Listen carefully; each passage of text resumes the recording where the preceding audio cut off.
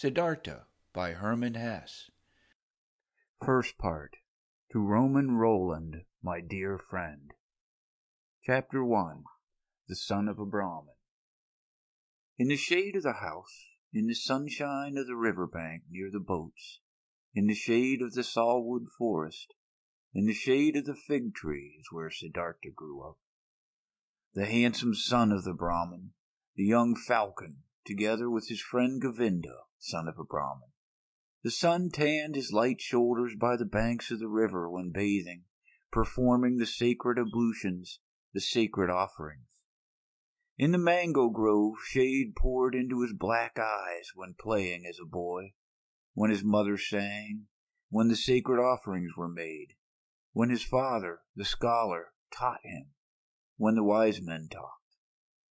For a long time, Siddhartha had been partaking in the discussions of the wise men, practicing debate with Govinda, practicing with Govinda the art of reflection, the service of meditation. He already knew how to speak the Om silently, the word of words, to speak it silently into himself while inhaling, to speak it silently out of himself while exhaling. With all the concentration of his soul, the forehead surrounded by the glow of the clear-thinking spirit, he already knew to feel Atman in the depths of his being, indestructible, one with the universe. Joy leapt into his father's heart for his son who was quick to learn, thirsty for knowledge. He saw him growing up to become great wise man and priest, a prince among the Brahmins. Bliss leapt into his mother's breast when she saw him walking, when she saw him sit down and get up, Siddhartha, strong, handsome, he who was walking on slender legs, greeting her with perfect respect. Love touched the hearts of the Brahmin's young daughters when Siddhartha walked through the lanes of the town, with the luminous forehead, with the eye of a king, with his slim hips. But more than all the others he was loved by Govinda, his friend, the son of a Brahmin. He loved Siddhartha's eye and sweet voice. He loved his walk and the perfect decency of his movements. He loved everything Siddhartha did and said, and what he loved most was his spirit, his transcendent fiery thoughts, his ardent will, his high calling. Govinda knew he would not become a common Brahmin, not a lazy official in charge of offerings, not a greedy merchant with magic spells, not a vain, vacuous speaker, not a mean, deceitful priest, and also not a decent, stupid sheep in the herd of the many. No, and he, Govinda, as well did not want to become one of those, not one of those tens of thousands of Brahmins. He wanted to follow Siddhartha, the beloved, the splendid. And in days to come, when Siddhartha would become a god, when he would join the glorious, then Govinda wanted to follow him as his friend, his companion, his servant, his spear carrier, his shadow. Siddhartha was thus loved by everyone. He was a source of joy for everybody. He was a delight for them all. But he, Siddhartha, was not a source of joy for himself. He found no delight in himself. Walking the rosy paths of the fig tree garden, sitting in the bluish shade of the grove of contemplation, washing his limbs daily in the bath of repentance, sacrificing in the dim shade of the mango forest, his gestures of perfect decency, everyone's love and joy, he still lacked all joy in his heart. Dreams and restless thoughts came into his mind, flowing from the water of the river, sparkling from the stars of the night, melting from the beams of the sun. Dreams came to him, and a restlessness of the soul, fuming from the sacrifices, breathing forth from the verses of the Rigveda, being infused into him drop by drop from the teachings of the old Brahmins. Siddhartha had started to nurse discontent in himself. He had started to feel that the love of his father and the love of his mother, and also the love of his friend Govinda, would not bring him joy forever and ever, would not nurse him, feed him, satisfy him.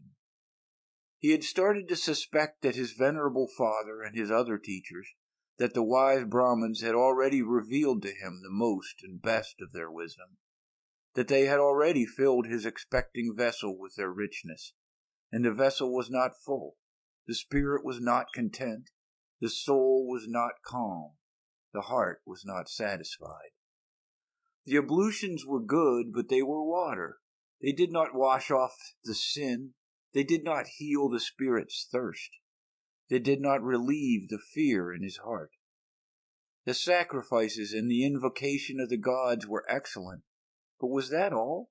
Did the sacrifices give him a happy fortune? And what about the gods?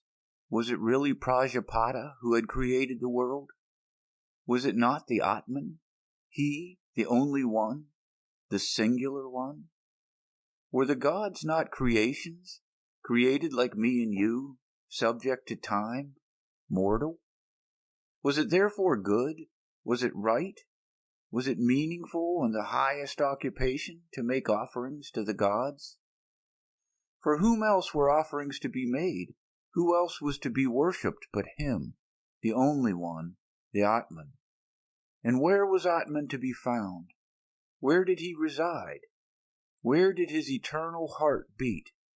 Where else but in one's own self, in its innermost part, in its indestructible part, which everyone had in himself?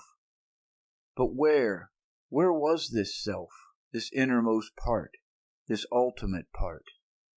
It was not flesh and bone. It was neither thought nor consciousness. Thus the wisest ones taught. So where was it? To reach this place, the self, myself, the Atman, there was another way, which was worthwhile looking for. Alas, and nobody showed this way. Nobody knew it. Not the Father, and not the teachers and wise men, not the holy sacrificial songs. They knew everything.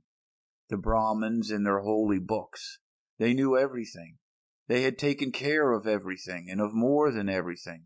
The creation of the world, the origin of speech, of food, of inhaling, of exhaling, the arrangements of the senses, the acts of the gods. They knew infinitely much. But was it valuable to know all this, not knowing that one and only thing, the most important thing, the solely important thing? Surely many verses of the holy books, particularly in the Upanishads of Samaveda, spoke of this innermost and ultimate thing, wonderful verses. Your soul is the whole world was written there, and it was written that man in his sleep, in his deep sleep, would meet with his innermost part and would reside in the Atman. Marvelous wisdom was in these verses. All knowledge of the wisest ones had been collected here in magic words, pure as honey collected by bees. No, not to be looked down upon was the tremendous amount of enlightenment which lay here collected and preserved by innumerable generations of wise Brahmins. But where were the Brahmins? Where the priests? Where the wise men of penitence who had succeeded in not just knowing this deepest of all knowledge, but also to live it? Where was the knowledgeable one who wove his spell to bring his familiarity with the Atman out of the sleep and into the state of being awake, into life, into every step of the way, into word and deed? Siddhartha knew many venerable Brahmins, chiefly his father, the pure one, the scholar, the most venerable one. His father was to be admired. Quiet and noble were his manners, pure his life, wise his words, delicate and noble thoughts lived behind its brow. But even he, who knew so much, did he live in blissfulness?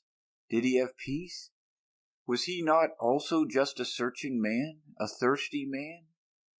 Did he not again and again have to drink from holy sources as a thirsty man, from the offerings, from the books, from the disputes of the Brahmins? Why did he, the irreproachable one, have to wash off sins every day, Strive for a cleansing every day, over and over every day. Was not Atman in him? Did not the pristine source spring from his heart? It had to be found, the pristine source in one's own self. It had to be possessed.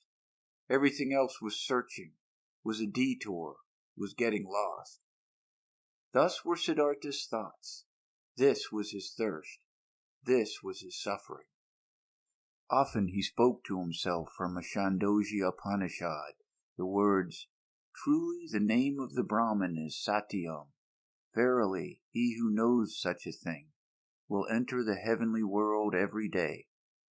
Often it seemed near, the heavenly world, but never he had reached it completely, never he had quenched the ultimate thirst. And among all the wise and wisest men he knew, and whose instructions he had received, among all of them there was no one who had reached it completely, the heavenly world, who had quenched it completely, the eternal thirst. "Govinda," Siddhartha spoke to his friend. "Govinda, my dear friend, come with me under the banyan tree. Let's practice meditation." They went to the banyan tree. They sat down. Siddhartha right here, Govinda 20 paces away. While putting himself down, ready to speak the Om, Siddhartha repeated, murmuring the verse, "Om is the bow, the arrow is soul. The Brahman is the arrow's target that one should incessantly hit." After the usual time of the exercise and meditation had passed, Govinda rose. The evening had come. It was time to perform the evening's ablution. He called Siddhartha's name. Siddhartha did not answer. Siddhartha sat there lost in thought. His eyes were rigidly focused toward a very distant target. The tip of his tongue was protruding a little between his teeth. He seemed not to breathe. Thus he sat, wrapped up in contemplation, thinking Om, his soul sent after the Brahman as an arrow.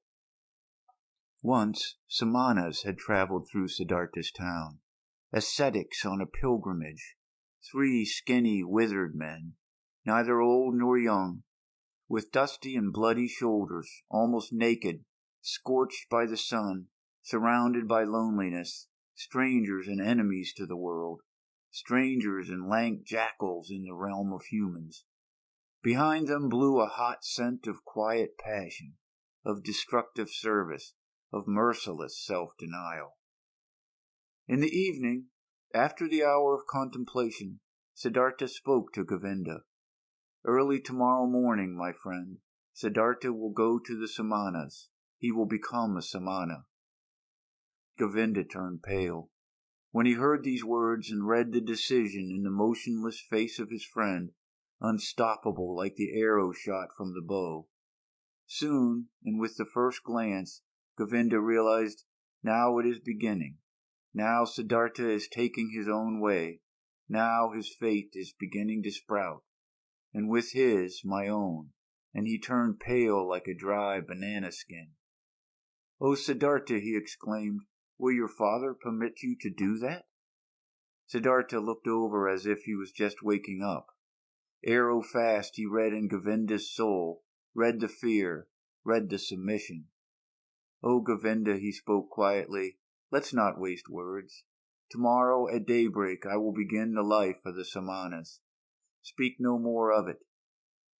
Siddhartha entered the chamber where his father was sitting on a mat of bast, and stepped behind his father and remained standing there until his father felt that someone was standing behind him.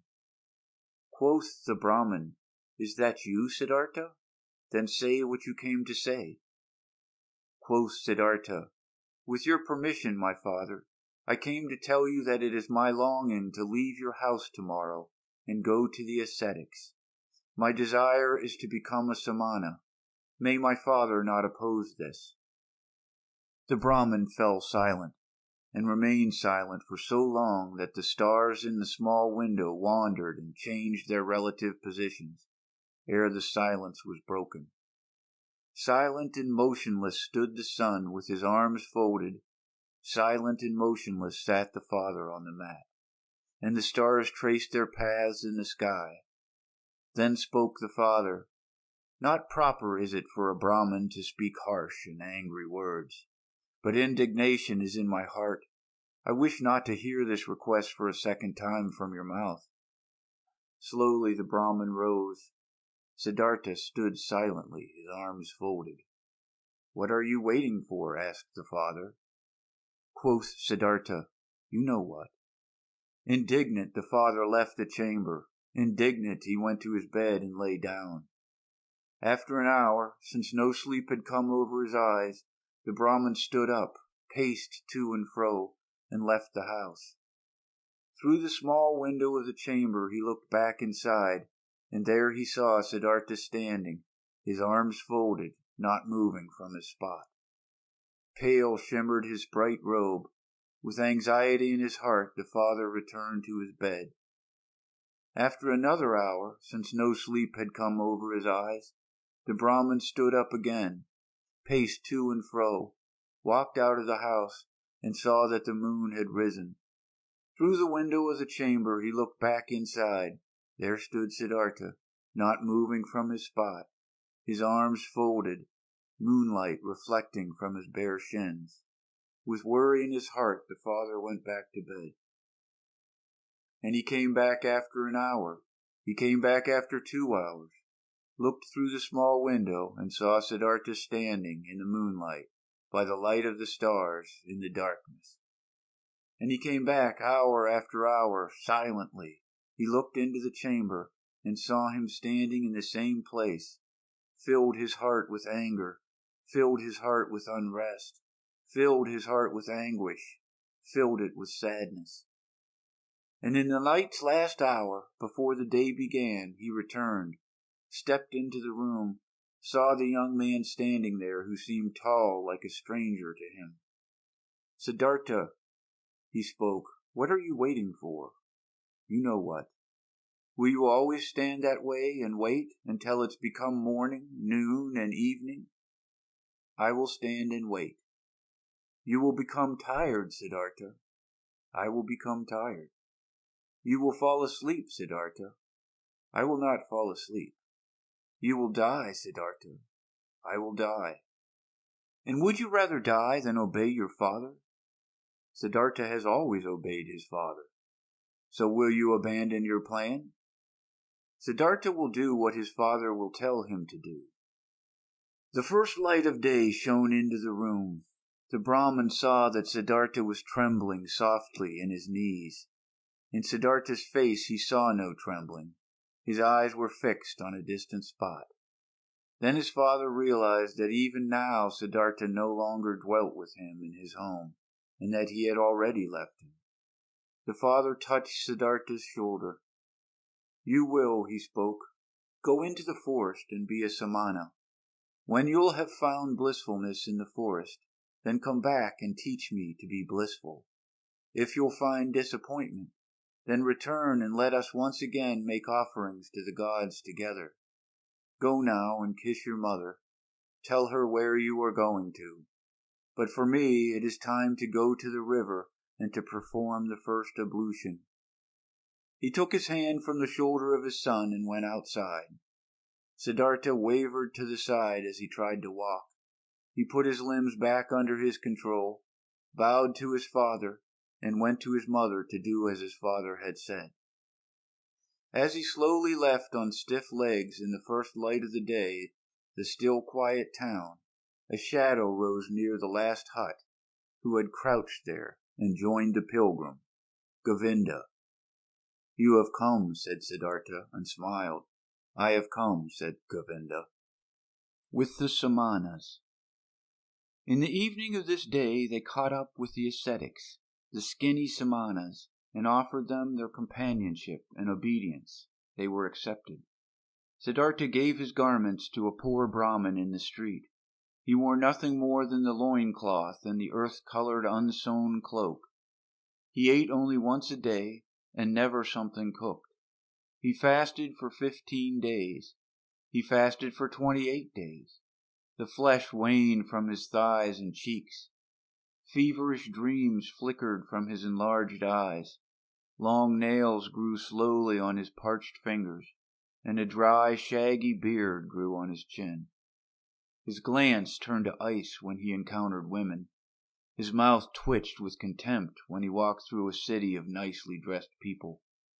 He saw merchants trading, princes hunting, mourners wailing for their dead, whores offering themselves, physicians trying to help the sick, priests determining the most suitable day for seeding, lovers loving, mothers nursing their children, and all of this was not worthy of one look from his eyes. It all lied. It all stank. It all stank of lies. It all pretended to be meaningful and joyful and beautiful, and it all was just concealed putrefaction. The world tasted bitter. Life was torture. A goal stood before Siddhartha, a single goal, to become empty, empty of thirst, empty of wishing, empty of dreams, empty of joy and sorrow. Dead to himself, not to be a self anymore, to find tranquility with an emptied heart, to be open to miracles and unselfish thoughts. That was his goal. Once all of myself was overcome and had died, once every part of desire and every urge was silent in the heart, then the ultimate part of me had to awake, the innermost of my being, which is no longer myself, the great secret. Silently, Siddhartha exposed himself to burning rays of the sun directly above, glowing with pain, glowing with thirst, and stood there until he neither felt any pain nor thirst any more. Silently he stood there in the rainy season. From his hair the water was dripping over freezing shoulders, over freezing hips and legs, and a penitent stood there until he could not feel the cold in his shoulders and legs any more, until they were silent, until they were quiet. Silently he cowered in the thorny bushes. Blood dripped from the burning skin, from festering wounds dripped pus, and Siddhartha stayed rigidly, stayed motionless, until no blood flowed any more, until nothing stung any more, until nothing burned any more. Siddhartha sat upright and learned to breathe sparingly, learned to get along with only few breaths, learned to stop breathing. He learned, beginning with the breath, to calm the beat of his heart, learned to reduce the beats of his heart until they were only a few and almost none. Instructed by the oldest of the Samanas, Siddhartha practiced self-denial, practiced meditation according to a new Samana rules. A heron flew over the bamboo forest, and Siddhartha accepted the heron into his soul, flew over forest and mountains, was a heron, ate fish, felt the pangs of a heron's hunger, spoke the heron's croak, died a heron's death. A dead jackal was lying on the sandy bank, and Siddhartha's soul slipped inside the body, was the dead jackal, lay on the banks, got bloated, stank, decayed, was dismembered by hyenas, was skinned by vultures, turned into a skeleton, turned to dust, was blown across the fields. And Siddhartha's soul returned, had died, had decayed, and was scattered as dust, had tasted the gloomy intoxication of the cycle, awaited a new thirst like a hunter in the gap, where he could escape from the cycle, where the end of the causes, where an eternity without suffering began. He killed his senses, he killed his memory, he slipped out of his self into thousands of other forms, was an animal, was carrion, was stone, was wood, was water, and awoke every time to find his old self again.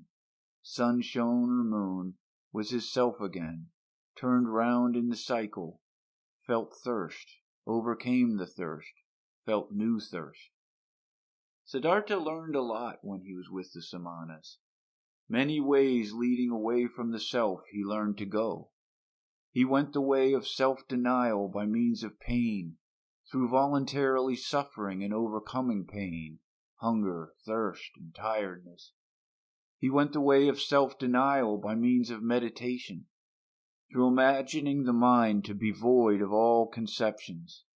These and other ways he learned to go. 1,000 times he left his self. For hours and days he remained in this non-self. But though the ways led away from the self, their end nevertheless always led back to the self. Though Siddhartha fled from the self 1,000 times, he stayed in nothingness, stayed in the animal, in the stone. The return was inevitable. Inescapable was the hour when he found himself back in the sunshine or in the moonlight, in the shade or in the rain, and was once again his self and Siddhartha, and once again felt the agony of the cycle which had been forced upon him. By his side lived Govinda, his shadow, walked the same paths, undertook the same efforts. They rarely spoke to one another than the service and the exercises required. Occasionally the two of them went through the villages to beg for food for themselves and their teachers. "How do you think, Govinda," Siddhartha spoke one day while begging this way, "how do you think did we progress? Did we reach any goals?" Govinda answered, "We have learned, and will continue learning. You'll be a great Samana, Siddhartha. Quickly you've learned every exercise. Often the old Samanas have admired you. One day you'll be a holy man, O Siddhartha." Quoth Siddhartha, "I can't help but feel that it is not like this, my friend.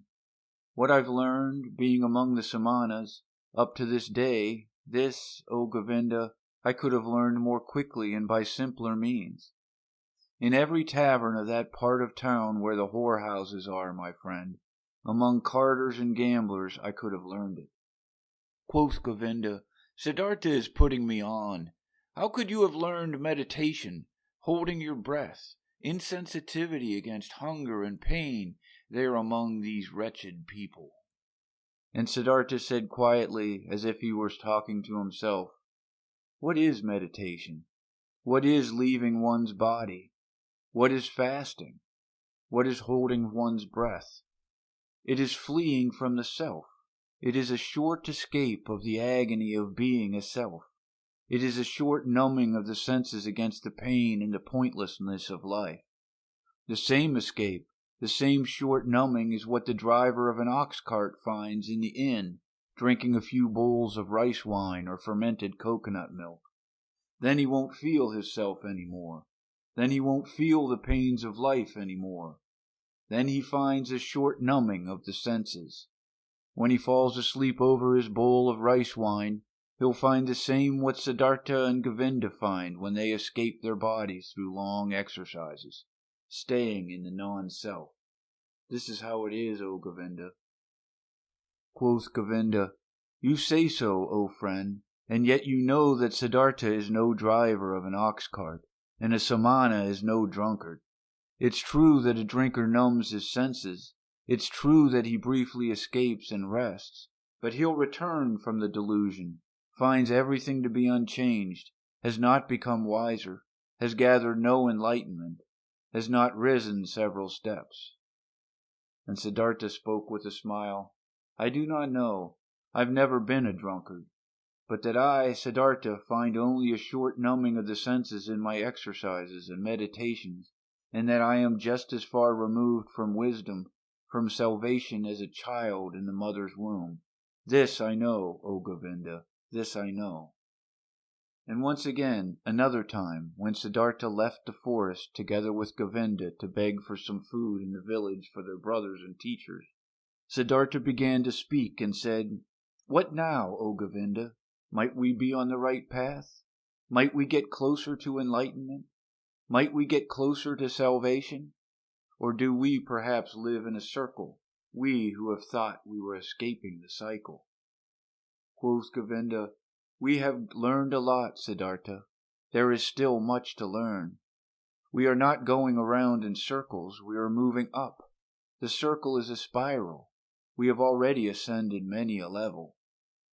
Siddhartha answered, "How old, would you think, is our oldest Samana, our venerable teacher?" Quoth Govinda, "Our oldest one might be about 60 years of age." And Siddhartha, He has lived for 60 years and has not reached the nirvana. He'll turn 70 and 80, and you and me, we will grow just as old, and we'll do our exercises, and we'll fast, and we'll meditate, but we will not reach the nirvana. He won't, and we won't. Oh, Govinda, I believe out of all of the Samanas out there, perhaps not a single one will reach the nirvana. We find comfort, we find numbness, we learn feats to deceive others. But the most important thing, the path of paths, we will not find. If you only spoke, Govinda, wouldn't speak such terrible words, Siddhartha. How could it be that among so many learned men, among so many Brahmins, among so many austere and venerable Samanas, among so many who are searching, so many who are eagerly trying, so many holy men, no one will find the path of paths? But Siddhartha said in a voice which contained just as much sadness as mockery, with a quiet, a slightly sad and slightly mocking voice, "Soon, Govinda, your friend will leave the path of the Samanas. He has walked along your side for so long. I'm suffering of thirst, O Govinda, and on this long path of a Samana, my thirst has remained as strong as ever. I always thirsted for knowledge. I have always been full of questions. I have asked the Brahmins year after year, and I have asked the holy Vedas year after year, and I have asked the devout Samanas year after year. Perhaps, O Govinda, it had been just as well, had been just as smart, and just as profitable if I had asked the hornbill bird or the chimpanzee. It took me a long time, and am not finished learning this yet, O Govinda, that there is nothing to be learned. There is indeed no such thing, so I believe, as what we refer to as learning. There is, O my friend, just one knowledge. This is everywhere. This is Atman. This is within me and within you and within every creature. And so I'm starting to believe that this knowledge has no worser enemy than the desire to know it, than learning." At this, Govinda stopped on the path, rose his hands and spoke. "If you, Siddhartha, only would not bother your friend with this kind of talk. Truly your words stir up fear in my heart. And just consider what would become of the sanctity of prayer. What of the venerability of the Brahmin's caste? What of the holiness of the Samanas, if it was, as you say, if there was no learning? What, O Siddhartha, what would then become of all this what is holy, what is precious, what is venerable on earth?" And Govinda mumbled a verse to himself, a verse from the Upanishad. "He who ponderingly of purified spirit loses himself in the meditation of Atman, unexpressible by words is his blissfulness of his heart." But Siddhartha remained silent. He thought about the words which Govinda had said to him, and thought the words through to their end. Yes, he thought, standing there with his head low, what would remain of all that which seemed to us to be holy? What remains? What can stand the test? And he shook his head. At one time, when the two young men had lived among the Samanas for about 3 years, and had shared their exercises, some news, a rumor, a myth reached them after being retold many times. A man had appeared, Gotama by name, the exalted one, the Buddha. He had overcome the suffering of the world in himself and halted the cycle of rebirths. He was said to wander through the land, teaching, surrounded by disciples, without possession, without home, without a wife, in the yellow cloak of an ascetic, but with a cheerful brow, a man of bliss, and Brahmins and princes would bow down before him and would become his students. This myth, this rumor, this legend resounded, its fragrance rose up here and there in the towns. The Brahmins spoke of it, and in the forest the Samanas, again and again, the name of Gotama, the Buddha, reached the ears of the young men, with good and bad talk, with praise and defamation. It was as if the plague had broken out in a country and news had been spreading around that in one or another place there was a man, a wise man, a knowledgeable one, whose word and breath was enough to heal everyone who had been infected with the pestilence.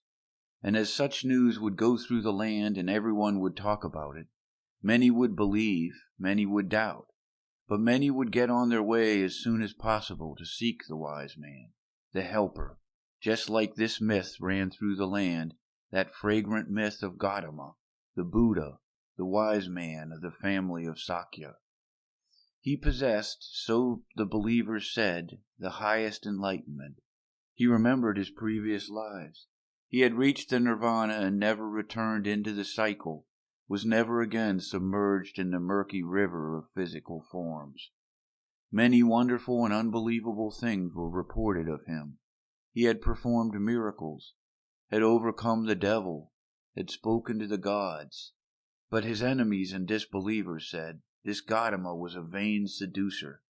He would spend his days in luxury, scorned the offerings, was without learning, and knew neither exercises nor self-castigation. The myth of Buddha sounded sweet.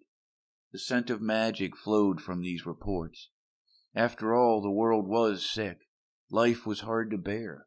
And behold, here a source seemed to spring forth.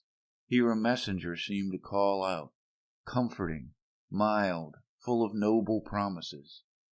Everywhere where the rumor of Buddha was heard, everywhere in the lands of India, the young men listened up, felt a longing, felt hope.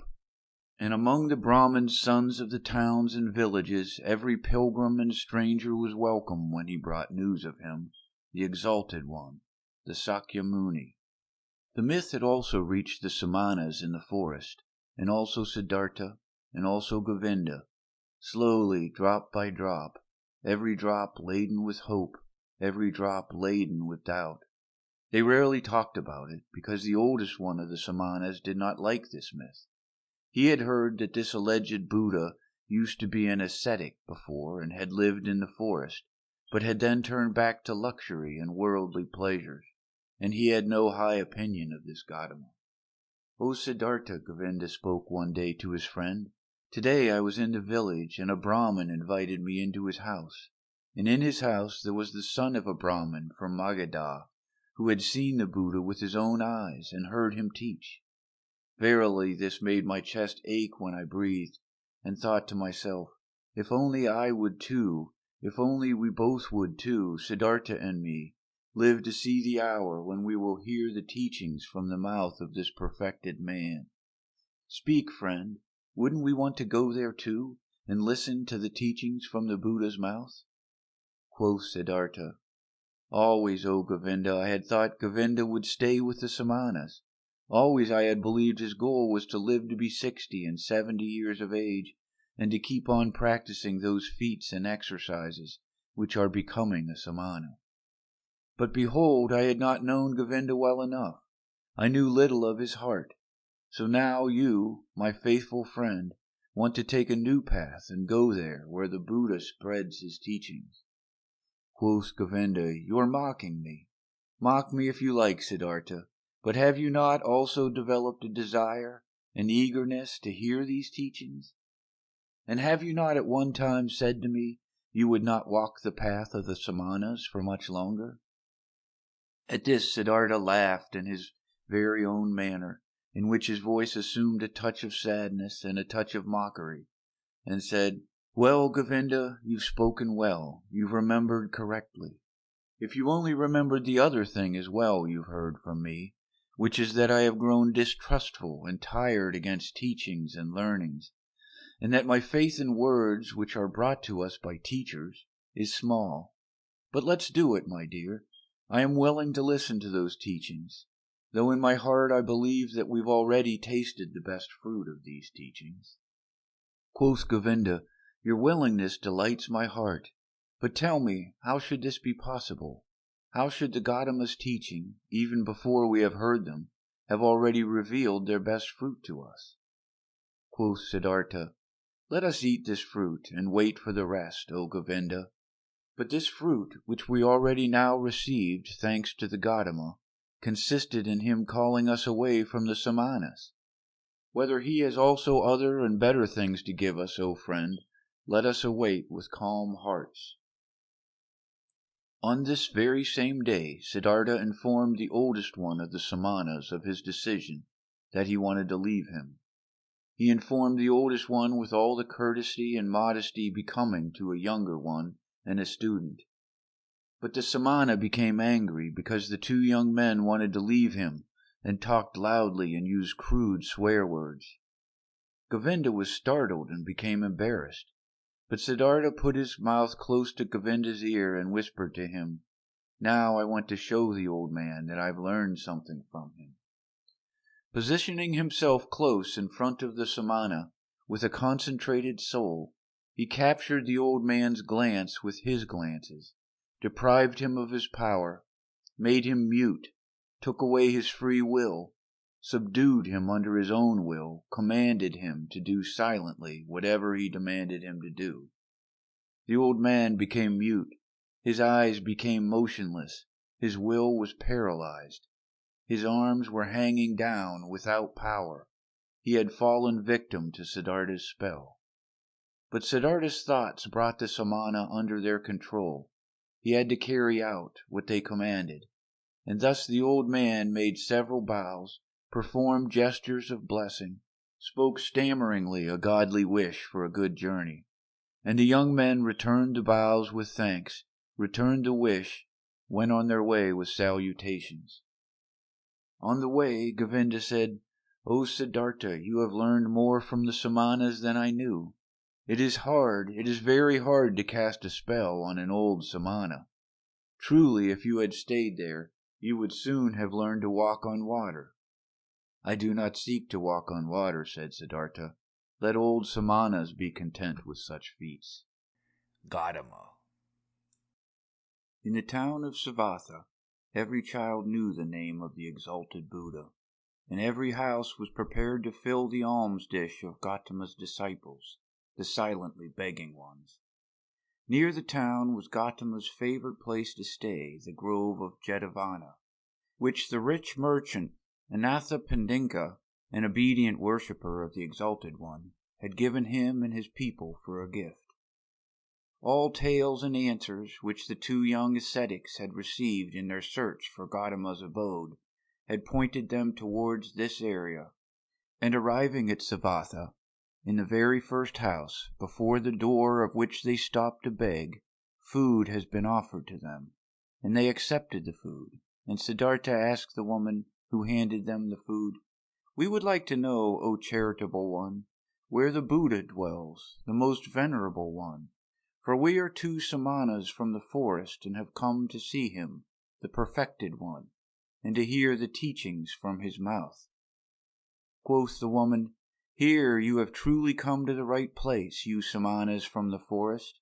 You should know, in Jetavana, in the garden of Anathapindika, is where the Exalted One dwells. There you pilgrims shall spend the night, for there is enough space for the innumerable who flock here to hear the teachings from his mouth." This made Govinda happy, and full of joy he exclaimed, "Well, so thus we have reached our destination, and our path has come to an end. But tell us, O mother of the pilgrims, do you know him, the Buddha? Have you seen him with your own eyes?" Quoth the woman, "Many times I have seen him, the Exalted One. On many days I have seen him walking through the alleys in silence, wearing his yellow cloak, presenting his alms dish in silence at the doors of the houses, leaving with a filled dish." Delightedly Govinda listened and wanted to ask and hear much more, but Siddhartha urged him to walk on. They thanked and left, and hardly had to ask for directions, for rather many pilgrims and monks as well from Gotama's community were on their way to the Jetavana. And since they reached it at night, there were constant arrivals, shouts, and talk of those who sought shelter and got it. The two Samanas, accustomed to life in the forest, found quickly and without making any noise a place to stay, and rested there until the morning. At sunrise, they saw with astonishment what a large crowd of believers and curious people had spent the night here. On all paths of the marvelous grove monks walked in yellow robes. Under the trees they sat here and there in deep contemplation, or in a conversation about spiritual matters. The shady gardens looked like a city full of people bustling like bees. The majority of the monks went out with their alms dish to collect food in town for their lunch, the only meal of the day. The Buddha himself, the enlightened one, was also in the habit of taking this walk to beg in the morning. Siddhartha saw him, and he instantly recognized him, as if a god had pointed him out to him. He saw him, a simple man in a yellow robe, bearing the alms dish in his hand, walking silently. "Look here," Siddhartha said quietly to Govinda. "This one is the Buddha." Attentively, Govinda looked at the monk in the yellow robe, who seemed to be in no way different from the hundreds of other monks. And soon Govinda also realized, this is the one, and they followed him and observed him. The Buddha went on his way modestly and deep in his thoughts. His calm face was neither happy nor sad. It seemed to smile quietly and inwardly. With a hidden smile, quiet, calm, somewhat resembling a healthy child, the Buddha walked, wore the robe, and placed his feet just as all of his monks did, according to a precise rule. But his face and his walk, his quietly lowered glance, his quietly dangling hand, and even every finger of his quietly dangling hand expressed peace, expressed perfection, did not search, did not imitate, breathed softly in an unwithering calm, in an unwithering light, an untouchable peace. Thus Gotama walked towards the town to collect alms, and the two Samanas recognized him solely by the perfection of his calm, by the quietness of his appearance, in which there was no searching, no desire, no imitation, no effort to be seen, only light and peace. "Today we'll hear the teachings from his mouth," said Govinda. Siddhartha did not answer. He felt little curiosity for the teachings. He did not believe that they would teach him anything new, but he had, just as Govinda had, heard the contents of this Buddha's teaching again and again, though these reports only represented second or third-hand information. But attentively he looked at Gotama's head, his shoulders, his feet, his quietly dangling hand, and it seemed to him as if every joint of every finger of this hand was of these teachings, spoke of, breathed of, exhaled the fragrance of, glistened of truth. This man, this Buddha, was truthful down to the gesture of his last finger. This man was holy. Never before Siddhartha had venerated a person so much. Never before he had loved a person as much as this one. They both followed the Buddha until they reached the town, and then returned in silence, for they themselves intended to abstain from on this day. They saw Gotama returning. What he ate could not even have satisfied a bird's appetite, and they saw him retiring into the shade of the mango trees. But in the evening, when the heat cooled down and everyone in the camp started to bustle about and gathered around, they heard the Buddha teaching. They heard his voice, and it was also perfected, was of perfect calmness, was full of peace. Gotama taught the teachings of suffering, of the origin of suffering, of the way to relieve suffering. Calmly and clearly his quiet speech flowed on. Suffering was life.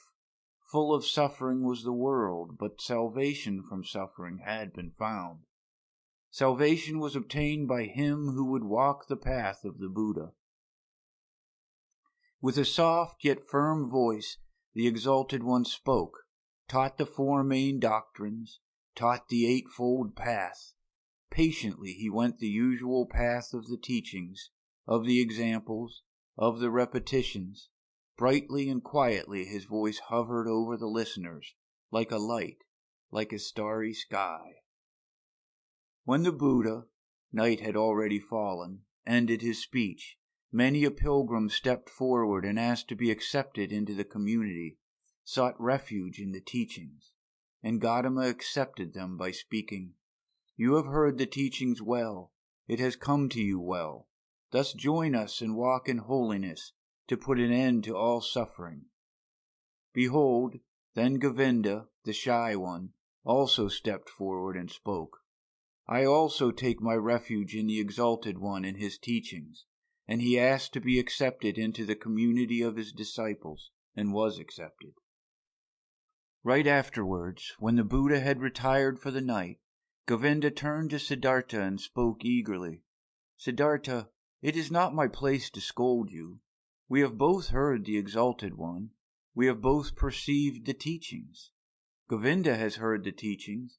He has taken refuge in it.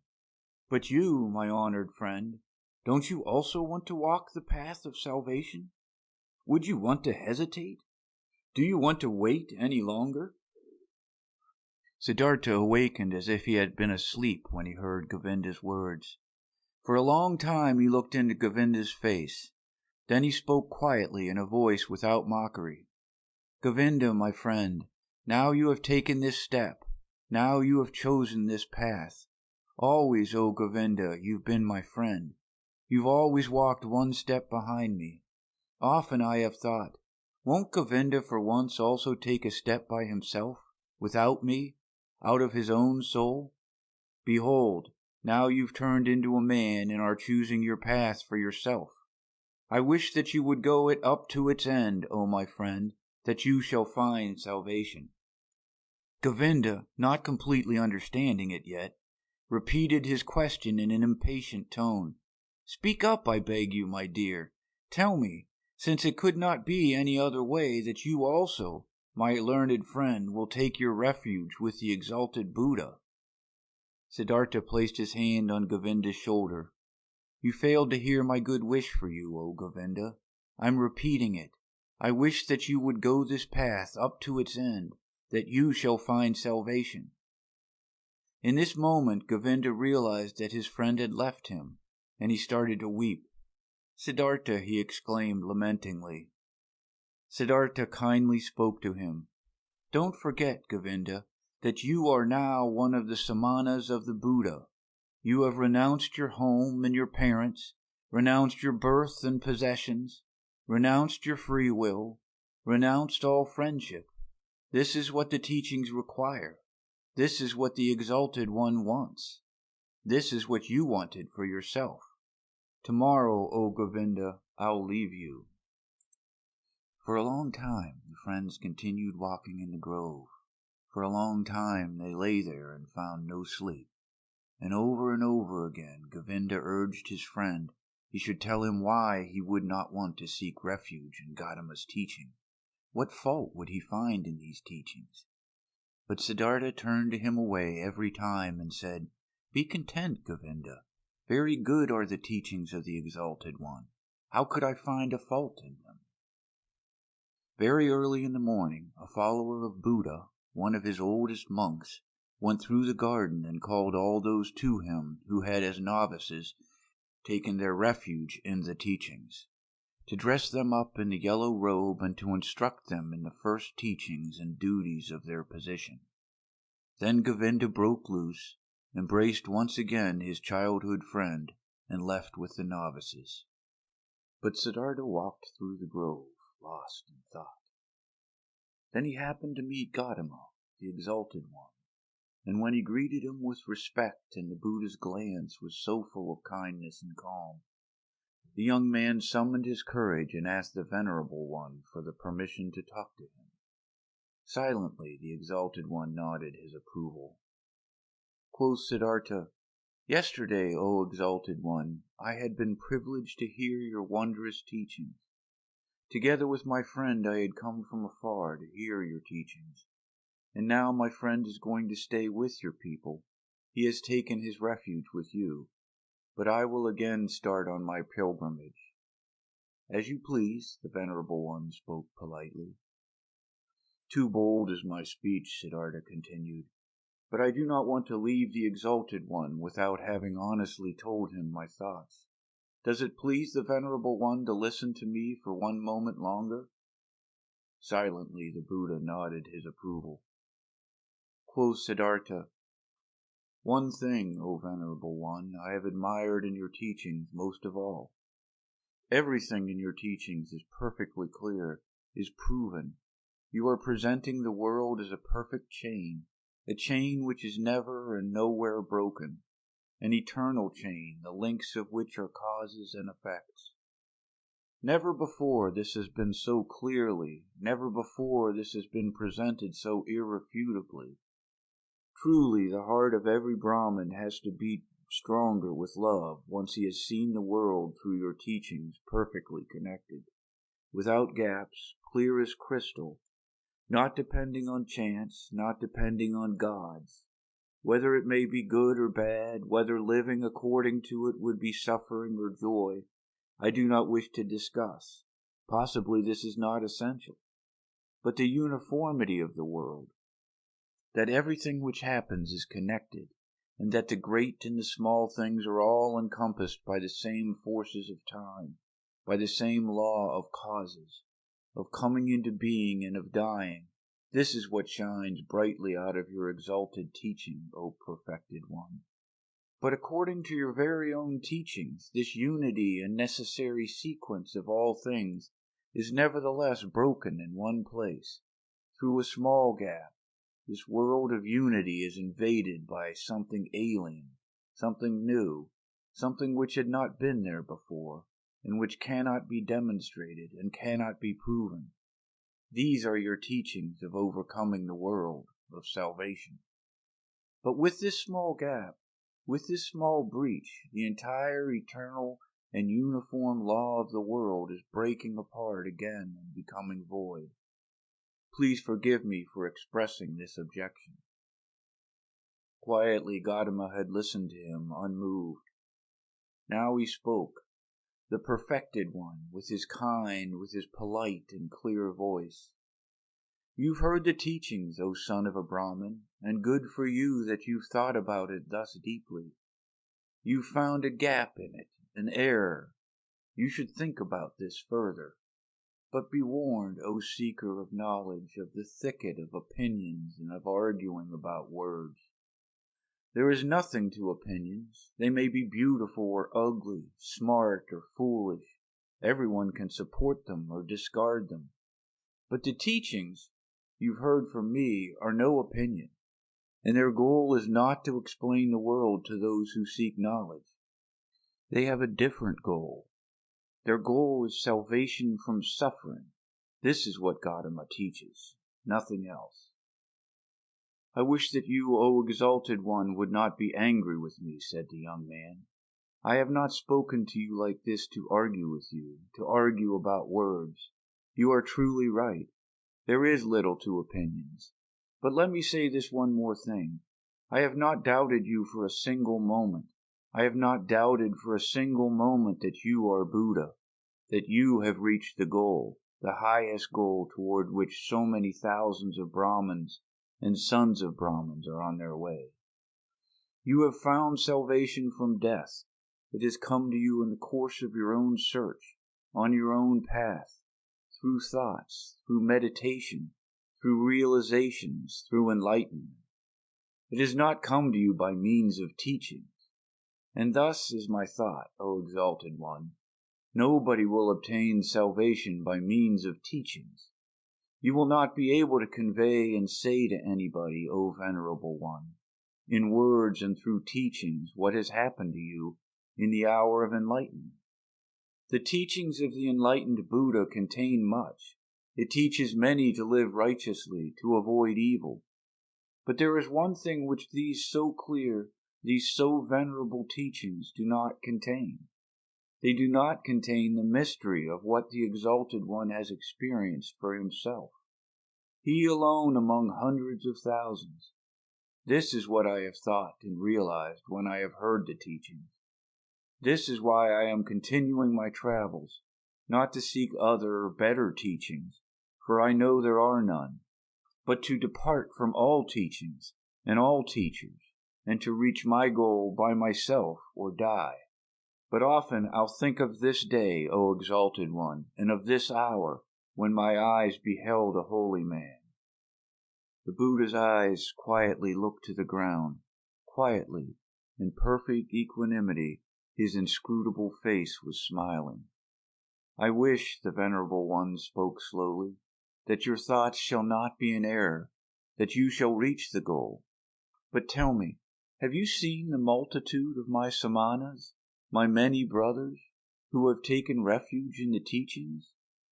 And do you believe, O stranger, O Samana, do you believe that it would be better for them all to abandon the teachings and to return into the life and the world of desires? Far is such a thought from my mind, exclaimed Siddhartha. I wish that they shall all stay with the teachings, that they shall reach their goal. But it is not my place to judge another man's life. Only for myself alone I must decide. I must choose. I must refuse. Salvation from the self is what we Samanas search for, O Exalted One. If I merely were one of your disciples, O Venerable One, I'd fear that it might happen to me that only seemingly, only deceptively, myself would be calm and be redeemed. That in truth it would live on and grow, for then I had replaced myself with the teachings, my duty to follow you, my love for you, and the community of the monks. With half a smile, with an unwavering openness and kindness, Gotama looked into the stranger's eyes and bid him to leave with a hardly noticeable gesture. You are wise, O Samana, the Venerable One spoke. You know how to talk wisely, my friend. Be aware of too much wisdom. The Buddha turned away, and his glance and a half of smile remained forever etched in Siddhartha's memory.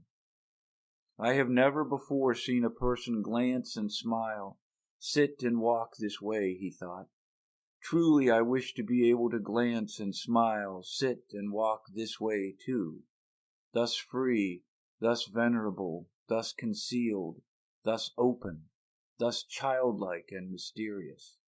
Truly only a person who has succeeded in reaching the innermost part of his self would glance and walk this way. Well, so I also will seek to reach the innermost part of myself. I saw a man, Siddhartha thought, a single man, before whom I would have to lower my glance.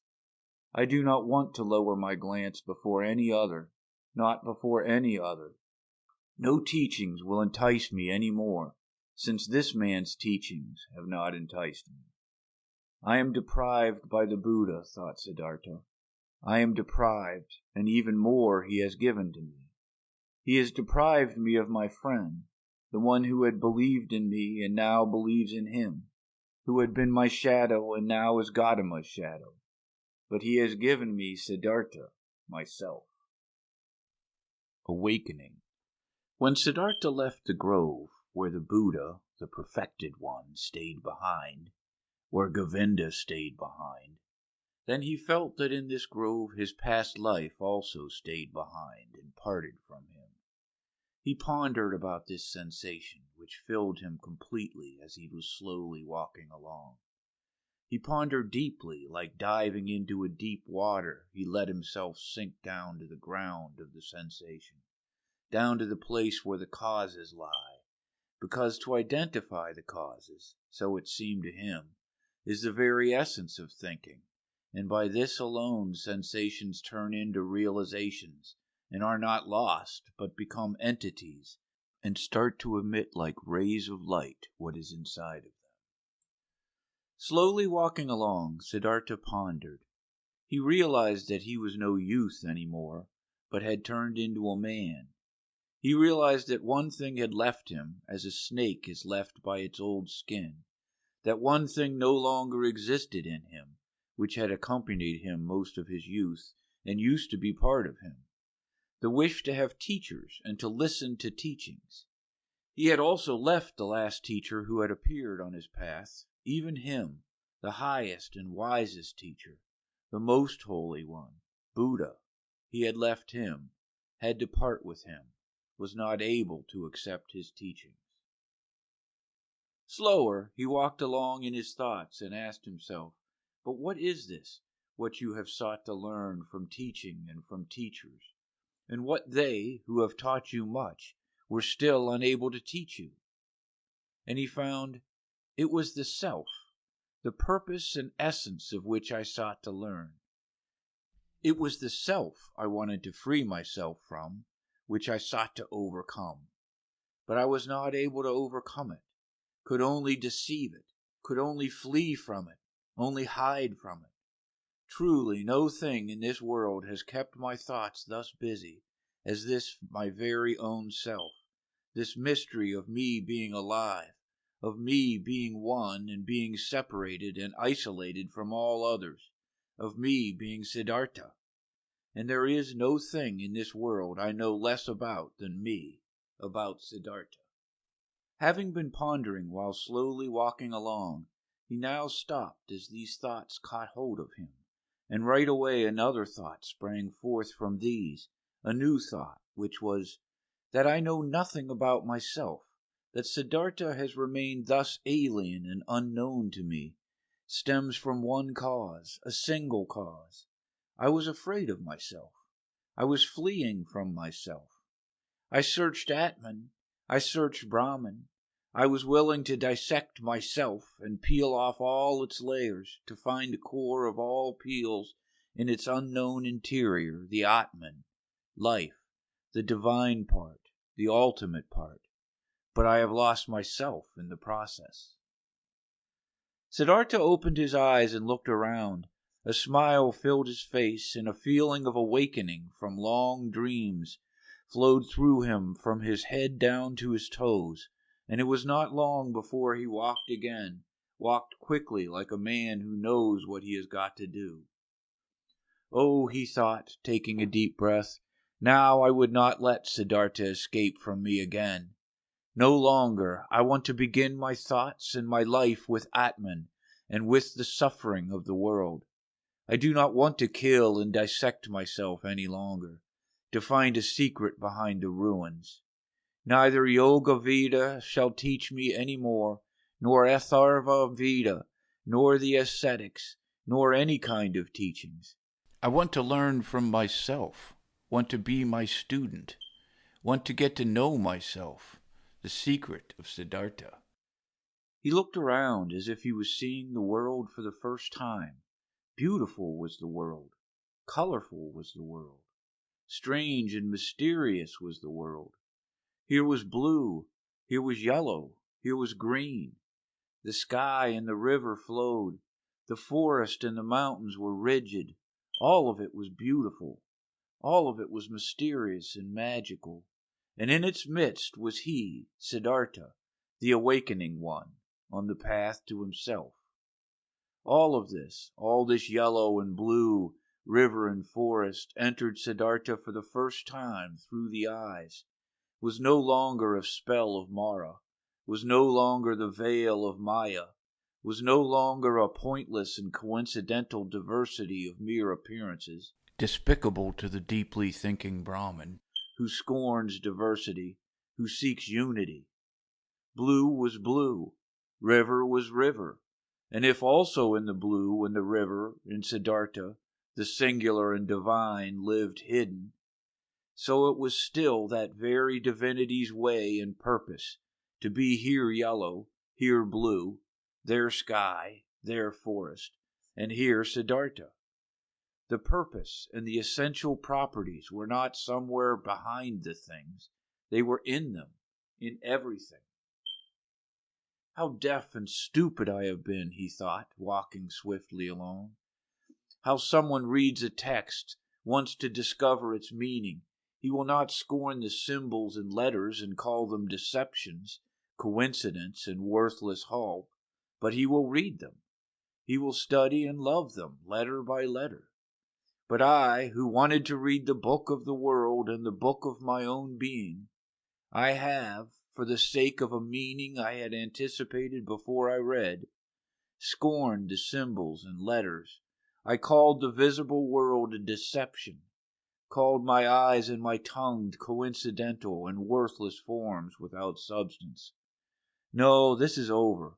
I have awakened. I have indeed awakened and have not been born before this very day." In thinking these thoughts, Siddhartha stopped once again, suddenly, as if there was a snake lying in front of him on the path. Because suddenly he had also become aware of this. He, who was indeed like someone who had just woken up, or like a newborn baby, he had to start his life anew and start again at the very beginning. When he had left in this very morning from the grove Jatavana, the grove of that exalted one, already awakening, already on the path towards himself, he had every intention, regarded as natural and took for granted, that he, after years as an ascetic, would return to his home and his father. But now, only in this moment, when he stopped as if a snake was lying on his path, he also awoke to this realization. But I am no longer the one I was. I am no ascetic anymore. I am no priest anymore. I am no Brahmin anymore. Whatever should I do at home and at my father's place? Study? Make offerings? Practice meditation? But all this is over. All of this is no longer alongside my path. Motionless, Siddhartha remained standing there, and for the time of one moment in breath, his heart felt cold. He felt a cold in his chest as a small animal, a bird or a rabbit, would when seeing how alone he was. For many years he had been without home and had felt nothing. Now he felt it. Still, even in the deepest meditation, he had been his father's son, had been a Brahmin, of high caste, a cleric. Now he was nothing but Siddhartha, the awoken one. Nothing else was left. Deeply he inhaled, and for a moment he felt cold and shivered. Nobody was thus alone as he was. There was no nobleman who did not belong to the noblemen, no worker that did not belong to the workers and found refuge with them, shared their life, spoke their language. No Brahmin who would not be regarded as Brahmins and lived with them. No ascetic who would not find his refuge in the caste of the Samanas. And even the most forlorn hermit in the forest was not just one and alone. He was also surrounded by a place he belonged to, and he also belonged to a caste in which he was at home. Govinda had become a monk, and 1,000 monks were his brothers, wore the same robe as he, believed in his faith, spoke his language. But he, Siddhartha, where did he belong to? With whom would he share his life? Whose language would he speak? Out of this moment, when the world melted away all around him, when he stood alone like a star in the sky, out of this moment of a cold and despair, Siddhartha emerged, more a self than before, more firmly concentrated. He felt this had been the last tremor of the awakening, the last struggle of this birth, and it was not long until he walked again in long strides, started to proceed swiftly and impatiently, headed no longer for home, no longer to his father, no longer back. Kamala. Siddhartha learned something new on every step of his path, for the world was transformed, and his heart was enchanted. He saw the sun rising over the mountains with their forests and setting over the distant beach with its palm trees. At night he saw the stars in the sky in their fixed position, and the crescent of the moon floating like a boat in the blue. He saw trees, stars, animals, clouds, rainbows, rocks, herbs, flowers, stream and river, the glistening dew in the bushes in the morning, distant high mountains which were blue and pale, birds sang and bees, wind silverishly blew through the rice field. All of this, 1,000-fold and colorful, had always been there. Always the sun and the moon had shone. Always rivers had roared and bees had buzzed. But in former times all of this had been nothing more to Siddhartha than a fleeting, deceptive veil before his eyes. looked upon in distrust, destined to be penetrated and destroyed by thought, since it was not the essential existence, since this essence lay beyond, on the other side of the visible. But now his liberated eyes stayed on this side. He saw and became aware of the visible, sought to be at home in this world, did not search for the true essence, did not aim at a world beyond. Beautiful was this world, looking at it thus, without searching, thus simply, thus childlike. Beautiful were the moon and the stars, beautiful was the stream and the banks, the forest and the rocks, the goat and the gold beetle, the flower and the butterfly. Beautiful and lovely it was, thus to walk through the world, thus childlike, thus awoken, thus open to what is near, thus without distrust. Differently the sun burnt the head, differently the shade of the forest calmed him down, differently the stream and the cistern, the pumpkin and the banana tasted. Short were the days, short the nights. Every hour sped swiftly away like a sail on the sea, and under the sail was a ship full of treasures, full of joy. Siddhartha saw a group of apes moving through the high canopy of the forest, high in the branches, and heard their savage, greedy song. Siddhartha saw a male sheep following a female one and mating with her. In a lake of reeds he saw the pike hungrily hunting for its dinner, propelling themselves away from it in fear, wiggling and sparkling. The young fish jumped in droves out of the water. The scent of strength and passion came forcefully out of the hasty eddies of the water, which the pike stirred up, impetuously hunting. All of this had always existed, and he had not seen it. He had not been with it. Now he was with it. He was part of it. Light and shadow ran through his eyes. Stars and moon ran through his heart. On the way, Siddhartha also remembered everything he had experienced in the Garden Jetavana, the teachings he had heard there, the divine Buddha, the farewell from Govinda, the conversation with the Exalted One. Again he remembered his own words he had spoken to the Exalted One, every word, and with astonishment he became aware of the fact that there he had said things which he had not really known yet at this time. What he had said to Gotama, the Buddha's, treasure and secret was not the teachings, but the inexpressible and not teachable, which he had experienced in the hour of his enlightenment. It was nothing but this very thing which he had now gone to experience, which he now began to experience. Now he had to experience his self.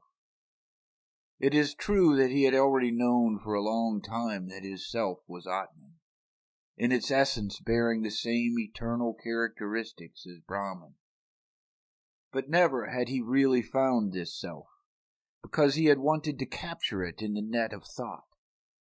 With the body definitely not being the self, and not the spectacle of the senses, so it also was not the thought, not the rational mind, not the learned wisdom, not the learned ability to draw conclusions and to develop previous thoughts into new ones.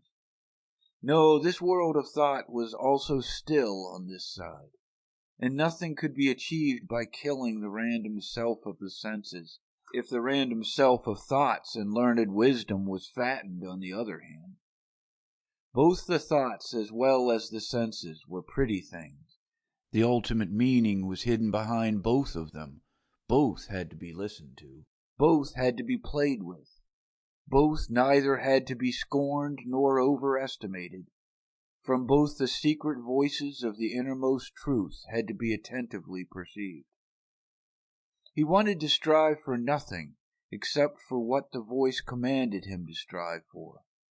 Dwell on nothing except where the voice would advise him to do so. Why had Gotama at that time, in the hour of all hours, sat down under the bo tree where the enlightenment hit him? He had a voice in his own heart, which had commanded him to seek rest under this tree, and he had neither preferred self-castigation, offerings, ablutions, nor prayer, neither food nor drink, neither sleep nor dream. He had obeyed the voice. To obey like this, not to an external command, only to the voice, to be ready like this was good. This was necessary. Nothing else was necessary. In the night, when he slept in the straw hut of a ferryman by the river, Siddhartha had a dream. Govinda was standing in front of him, dressed in the yellow robe of an ascetic. Sad was how Govinda looked like. Sadly he asked, "Why have you forsaken me?" At this he embraced Govinda, wrapped his arms around him, and as he was pulling him close to his chest and kissed him, it was not Govinda any more, but a woman, and a full breast popped out of the woman's dress, at which Siddhartha lay and drank. Sweetly and strongly tasted the milk from this breast. It tasted of woman and man, of sun and forest, of animal and flower, of every fruit, of every joyful desire. It intoxicated him and rendered him unconscious. When Siddhartha woke up, the pale river shimmered through the door of the hut, and in the forest a dark call of an owl resounded deeply and pleasantly. When the day began, Siddhartha asked his host, the ferryman, to get him across the river. The ferryman got him across the river on his bamboo raft, the wide water shimmering reddishly in the light of the morning. "This is a beautiful river," he said to his companion. "Yes," said the ferryman, "a very beautiful river. I love it more than anything. Often I have listened to it. Often I have looked into its eyes, and always I have learned from it. Much can be learned from a river." "I thank you, my benefactor," spoke Siddhartha, disembarking on the other side of the river. "I have no gift I could give you for your hospitality, my dear, and also no payment for your work. I am a man without a home, a son of a Brahmin and a Samana." "I did see it," spoke the ferryman, "and I haven't expected any payment from you, and no gift from which would be the custom for guests to bear. You will give me the gift another time." "Do you think so?" asked Siddhartha amusedly. "Surely. This too I have learned from the river. Everything is coming back. You too, Samana, will come back. Now farewell. Let your friendship be my reward. Commemorate me when you'll make offerings to the gods."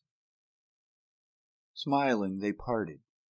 Smiling, Siddhartha was happy about the friendship and the kindness of the ferryman. He is like Govinda, he thought with a smile. All I meet on my path are like Govinda. All are thankful, though they are the ones who would have a right to receive thanks. All are submissive. All would like to be friends, like to obey, think little. Like children are all people. At about noon he came through a village. In front of the mud cottages, children were rolling about in the street, were playing with pumpkin seeds and seashells, screamed and wrestled, but they all timidly fled from the unknown Samana. In the end of the village the path led through a stream, and by the side of the stream a young woman was kneeling and washing clothes. When Siddhartha greeted her, she lifted her head and looked up to him with a smile, so that he saw the white in her eyes glistening. He called out a blessing to her, as is the custom among travelers, and asked how far he still had to go to reach the large city. Then she got up and came to him. Beautifully her wet mouth was shimmering in her young face. She exchanged humorous banter with him, asked whether he had eaten already, and whether it was true that the Samanas slept alone in the forest at night, and were not allowed to have any women with them. While talking, she put her left foot on his right one, and made a movement as a woman does who would want to initiate that kind of sexual pleasure with a man, which the textbooks call climbing a tree. Siddhartha felt his blood heating up. and since in this moment he had to think of his dream again, he bent slightly down to the woman and kissed with his lips the brown nipple of her breast. Looking up, he saw her face smiling, full of lust, and her eyes with contracted pupils, begging with desire. Siddhartha also felt desire, and felt the source of his sexuality moving. But since he had never touched a woman before, he hesitated for a moment, while his hands were already prepared to reach out for her. And in this moment he heard, shuddering with awe, the voice of his innermost self, and this voice said no. Then all charms disappeared from the young woman's smiling face.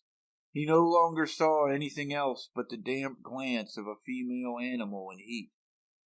Politely he petted her cheek, turned away from her, and disappeared away from the disappointed woman with light steps into the bamboo wood.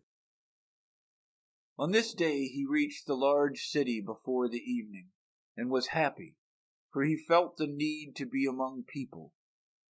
For a long time he had lived in the forests, and the straw hut of the ferryman in which he had slept that night had been the first roof for a long time he had had over his head. Before the city, in a beautifully fenced grove, the traveler came across a small group of servants, both male and female, carrying baskets.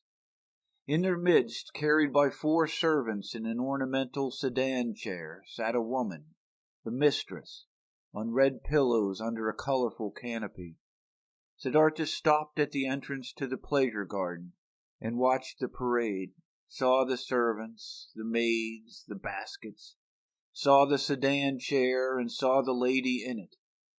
Under black hair, which made to tower high on her head, he saw a very fair, very delicate, very smart face, a brightly red mouth, like a freshly cracked fig, eyebrows which were well tended and painted in a high arc, smart and watchful dark eyes, a clear, tall neck rising from a green and golden garment, resting fair hands long and thin, with wide golden bracelets over the wrists. Siddhartha saw how beautiful she was, and his heart rejoiced. He bowed deeply when the sedan chair came closer, and straightened up again. He looked at the fair, charming face, read for a moment in the smart eyes with the high arcs above, breathed in a slight fragrance he did not know. With a smile, the beautiful woman nodded for a moment and disappeared into the grove, and then the servant as well.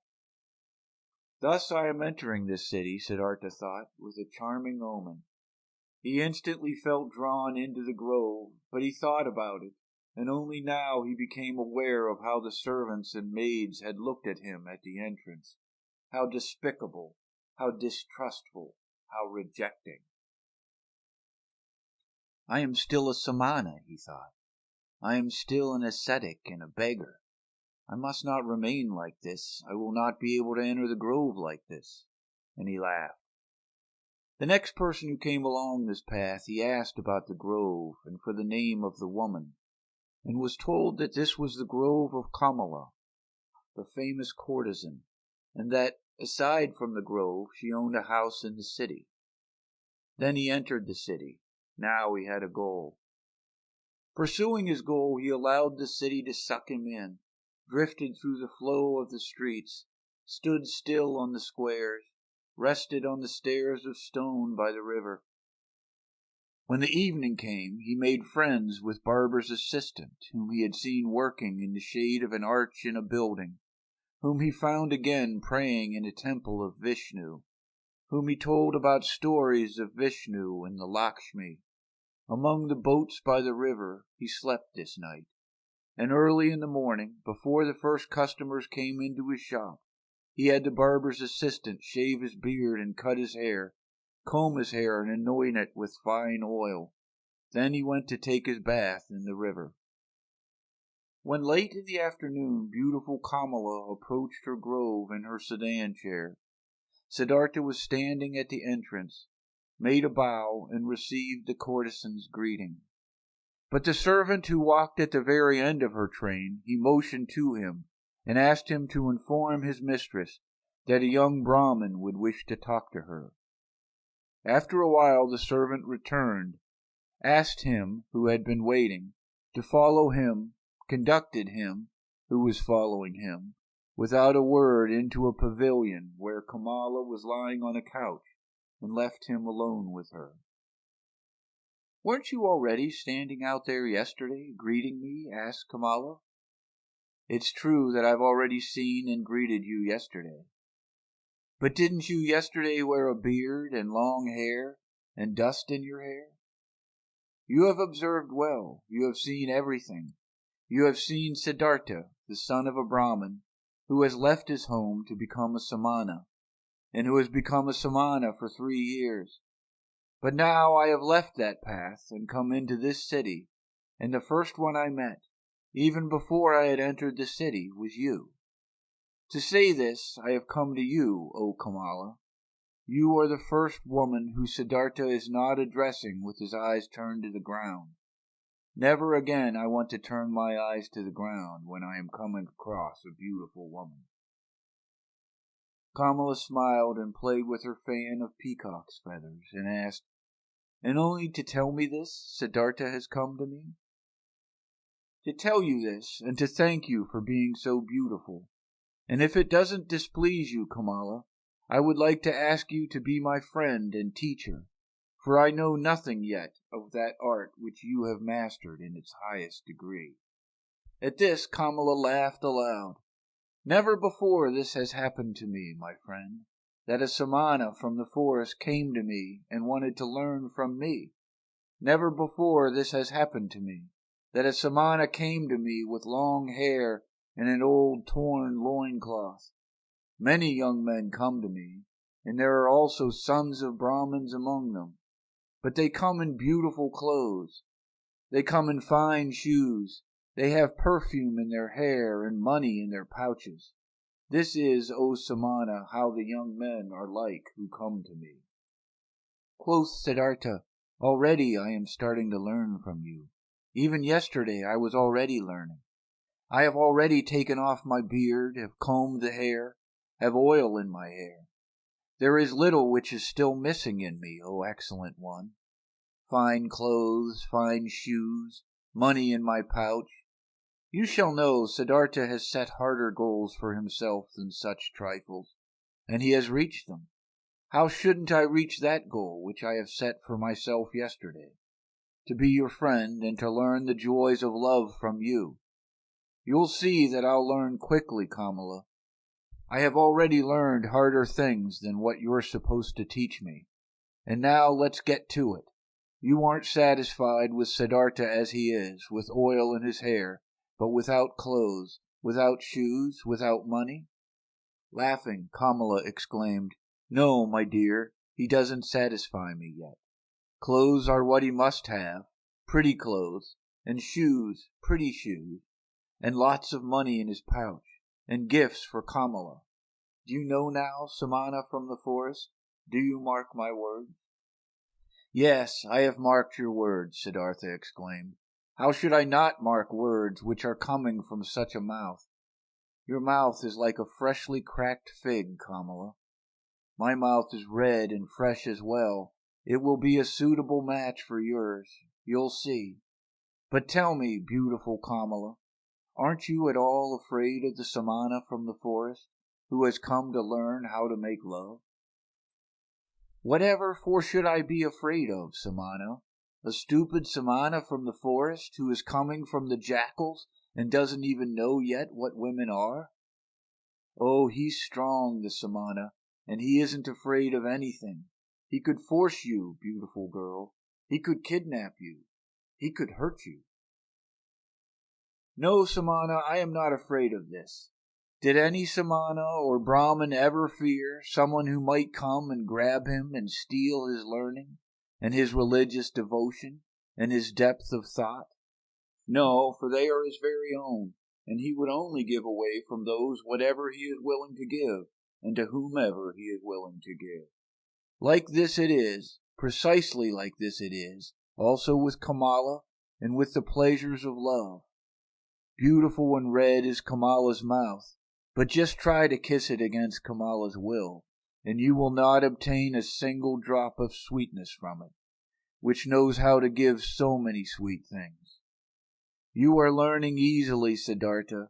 Thus you should also learn this. Love can be obtained by begging, buying, receiving it as a gift, finding it in the street, but it cannot be stolen. In this you have come up with the wrong path. No, it would be a pity if a pretty young man like you would want to tackle it in such a wrong manner. Siddhartha bowed with a smile. It would be a pity, Kamala. You are so right. It would be such a great pity. No, I shall not lose a single drop of sweetness from your mouth, nor you from mine. So it is settled. Siddhartha will return. Once he'll have what he still lacks. Clothes, shoes, money. But speak, lovely Kamala. Wouldn't you still give me one small advice? An advice? Why not? Who wouldn't like to give an advice to a poor, ignorant Samana who is coming from the jackals of the forest? Dear Kamala, thus advise me where I should go that I'll find these three things most quickly. Friend, many would like to know this. You must do what you've learned and ask for money, clothes, and shoes in return. There is no other way for a poor man to obtain money. What might you be able to do? I can think. I can wait. I can fast. Nothing else? Nothing. But yes, I can also write poetry. Would you like to give me a kiss for a poem? I would like to, if I'll like your poem. What would be its title? Siddhartha spoke, after he thought about it for a moment, these verses. Into her shady grove stepped the pretty Kamala. At the grove's entrance stood the brown Samana. Deeply seeing the lotus's blossom, bowed that man, and smiling Kamala thanked. More lovely, thought the young man, than offerings for gods. More lovely is offering to pretty Kamala. Kamala loudly clapped her hands so that the golden bracelets clanged. Beautiful are your verses, O brown Samana, and truly I'm losing nothing when I'm giving you a kiss for them. She beckoned him with her eyes. She tilted her head so that his face touched hers, and placed his mouth on that mouth which was like a freshly cracked fig. For a long time Kamala kissed him, and with a deep astonishment Siddhartha felt how she taught him, how wise she was, how she controlled him, rejected him, lured him, and how after this first one there was to be a long, a well-ordered, well-tested sequence of kisses, every one different from the others. He was still to receive.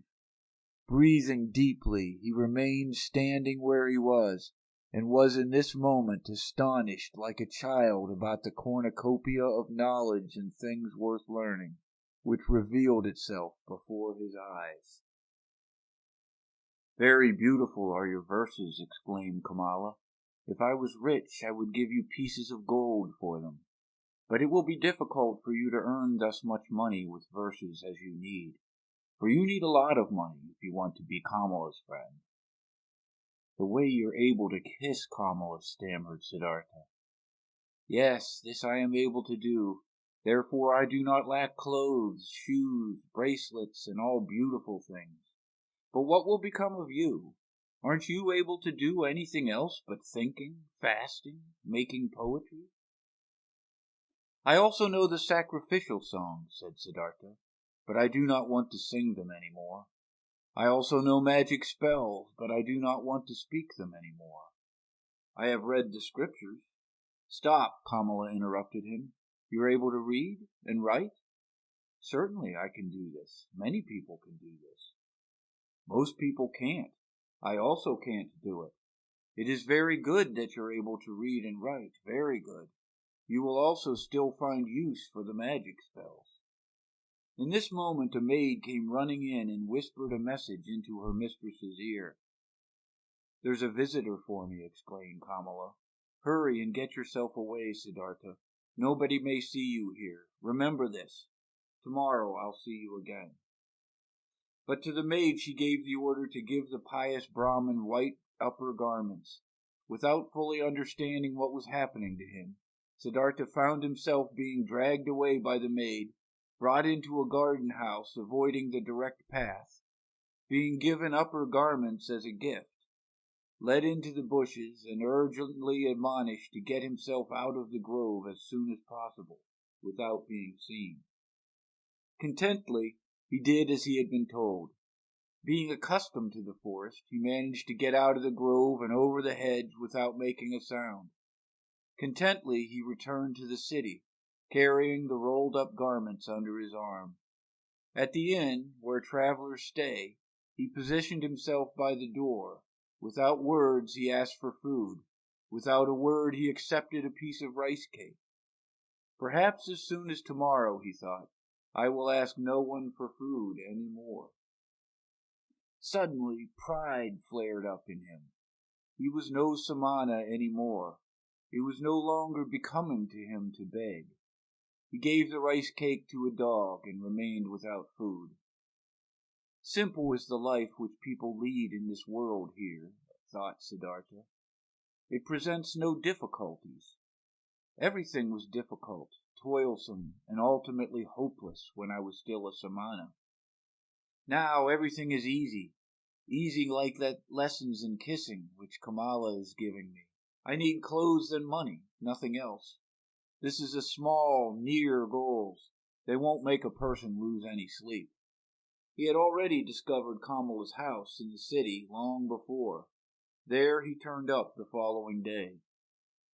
Things are working out well, she called out to him.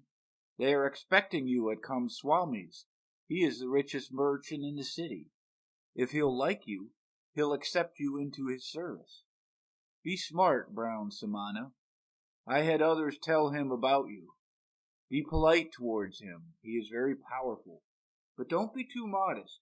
I do not want you to become his servant. You shall become his equal, or else I won't be satisfied with you. Swami is starting to get old and lazy. If he'll like you, he'll entrust you with a lot. Siddhartha thanked her and laughed, and when she found out that he had not eaten anything yesterday and today, she sent for bread and fruits and treated him to it. You've been lucky, she said when they parted. I'm opening one door after another for you. How come? Do you have a spell? Siddhartha said, Yesterday I told you I knew how to think, to wait, and to fast. But you thought this was of no use. But it is useful for many things, Kamala. You'll see. You'll see that the stupid Samanas are learning and able to do many pretty things in the forest, which the likes of you aren't capable of. The day before yesterday I was still a shaggy beggar. As soon as yesterday I have kissed Kamala, and soon I'll be a merchant and have money and all those things you insist upon. Well, yes, she admitted, but where would you be without me? What would you be if Kamala wasn't helping you? Dear Kamala, said Siddhartha, and straightened up to his full height. When I came to you into your grove, I did the first step. It was my resolution to learn love from this most beautiful woman. From that moment on, when I made this resolution, I also knew that I would carry it out. I knew that you would help me. At your first glance, at the entrance of the grove, I already knew it. But what if I hadn't been willing? You were willing. Look, Kamala, when you throw a rock into the water, it will speed on the fastest course to the bottom of the water. This is how it is when Siddhartha has a goal, a resolution. Siddhartha does nothing. He waits. He thinks. He fasts. But he passes through the things of the world like a rock through water, without doing anything, without stirring. He is drawn. He lets himself fall. His goal attracts him because he doesn't let anything enter his soul which might oppose this goal. This is what Siddhartha has learned among the Samanas. This is what fools call magic, and of which they think it would be affected by means of the demons. Nothing is affected by demons. There are no demons.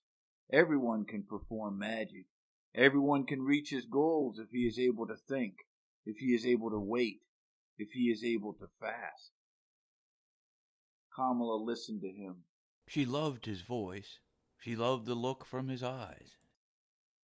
Perhaps it is so, she said quietly, as you say, friends. But perhaps it is also like this, that Siddhartha is a handsome man, that his glance pleases the women, that therefore good fortune is coming towards him. With one kiss, Siddhartha bid his farewell. I wish that it should be this way, my teacher, that my glance shall please you, that always good fortune shall come to me out of your direction. With the childlike people. Siddhartha went to Kamaswami, the merchant. He was directed into a rich house. Servants led him between precious carpets into a chamber where he awaited the master of the house. Kamaswami entered, a swiftly, smoothly moving man with gray hair, with very intelligent, cautious eyes, with a greedy mouth. Politely the host and the guest greeted one another. I have been told, the merchant began, that you were a Brahmin, a learned man, but that you seek to be in the service of a merchant. Might you have become destitute, Brahmin, so that you seek to serve?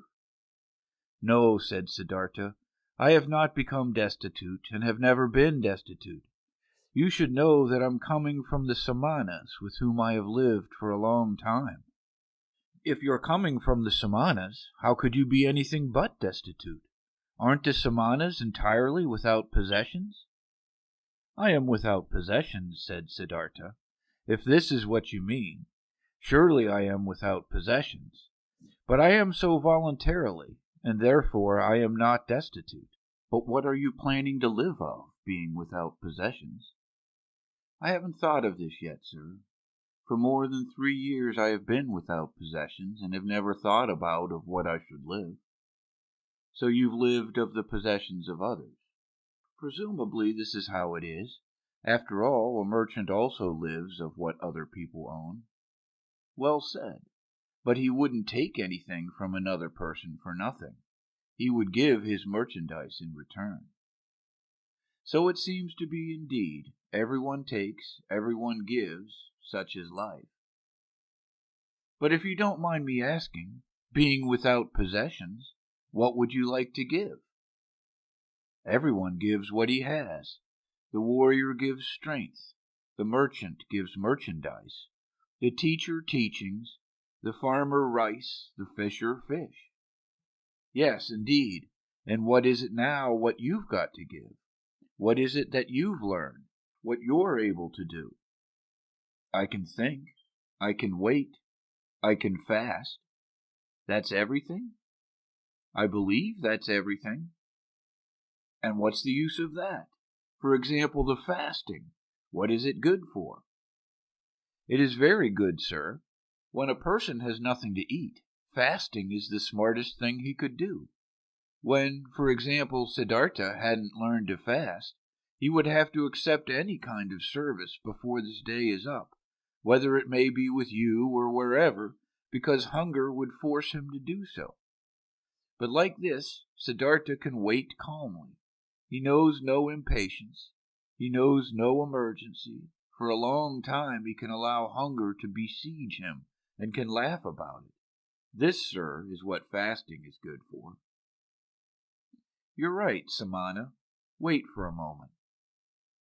Kamaswami left the room and returned with a scroll, which he handed to his guest while asking, Can you read this?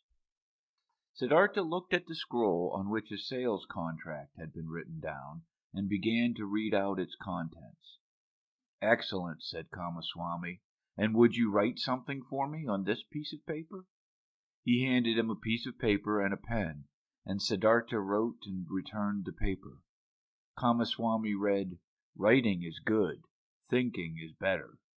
Being smart is good, being patient is better. It is excellent how you're able to write, the merchant praised him. Many a thing we still have to discuss with one another. For today I'm asking you to be my guest and to live in this house.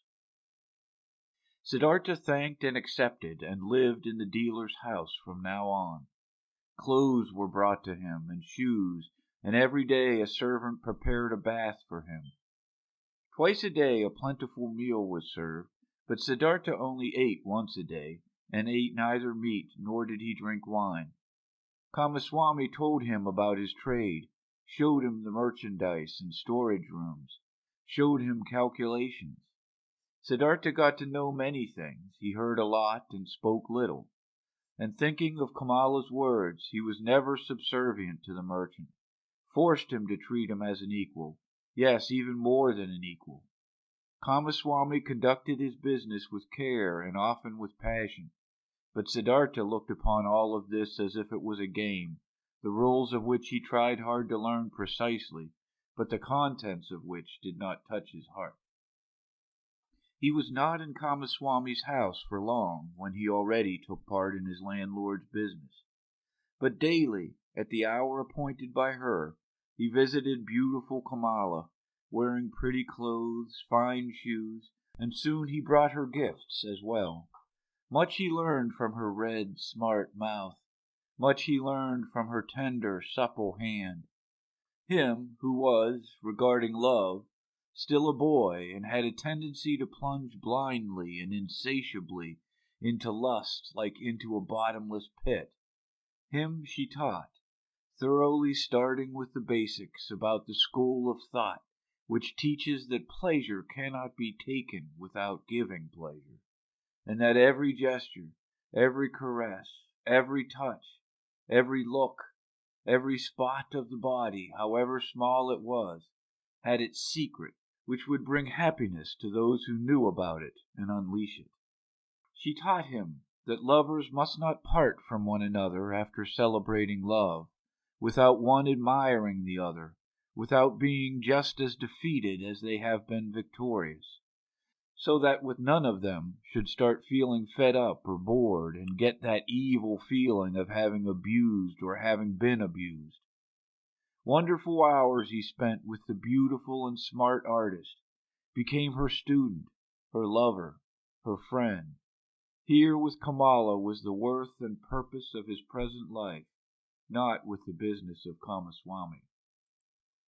The merchant passed to duties of writing important letters and contracts on to him, and got into the habit of discussing all important affairs with him. He soon saw that Siddhartha knew little about rice and wool, shipping and trade, but that he acted in a fortunate manner, and that Siddhartha surpassed him, the merchant, in calmness and equanimity, and in the art of listening and deeply understanding previously unknown people. This Brahmin, he said to a friend, is no proper merchant and will never be one. There is never any passion in his soul when he conducts our business. But he has that mysterious quality of those people to whom success comes all by itself, whether this may be a good star of his birth, magic, or something he has learned among the Samanas. He always seemed to be merely playing with our business affairs. They never fully became a part of him. They never rule over him. He is never afraid of failure. He is never upset by a loss. The friend advised the merchant, "Give him from the business he conducts for you 1/3 of the profits, but let him also be liable for the same amount of the losses when there is a loss. Then he'll become more zealous." Kamaswami followed the advice, but Siddhartha cared little about this. When he made a profit, he accepted it with equanimity. When he made losses, he laughed and said, "Well, look at this, so this one turned out badly." It seemed, indeed, as if he did not care about the business. At one time he traveled to a village to buy a large harvest of rice there. But when he got there, the rice had already been sold to another merchant. Nevertheless, Siddhartha stayed for several days in that village, treated the farmers for a drink, gave copper coins to their children, joined in the celebration of a wedding, and returned extremely satisfied from his trip. Kamaswami held against him that he had not turned back right away, and that he had wasted time and money. Siddhartha answered, "Stop scolding, dear friend. Nothing was ever achieved by scolding. If a loss has occurred, let me bear that loss. I am very satisfied with this trip. I have gotten to know many kinds of people. A Brahmin has become my friend. Children have sat on my knee. Farmers have shown me their fields. Nobody knew that I was a merchant." "That's all very nice," exclaimed Kamaswami indignantly. "But, in fact, you are a merchant after all. We ought to think. Or might you have only traveled for your amusement?" "Surely," Siddhartha laughed, "surely I have traveled for my amusement. For what else? I have gotten to know people and places. I have received kindness and trust. I have found friendship. Look, my dear, if I had been Kamaswami, I would have traveled back, being annoyed and in a hurry as soon as I had seen that my purchase had been rendered impossible, and time and money would indeed have been lost. But like this, I've had a few good days. I've learned, had joy. I've neither harmed myself nor others by annoyance and hastiness. And if I'll ever return there again, perhaps to buy an upcoming harvest, or for whatever purpose it might be, friendly people will receive me in a friendly and happy manner, and I will praise myself for not showing any hurry and displeasure at that time. So leave it as it is, my friend, and don't harm yourself by scolding. If the day will come when you will see this Siddhartha is hurting me, then speak a word and Siddhartha will go on his own path. But until then, let's be satisfied with one another." Futile were also the merchant's attempts to convince Siddhartha that he should eat his bread. Siddhartha ate his own bread, or rather they both ate other people's bread, all people's bread.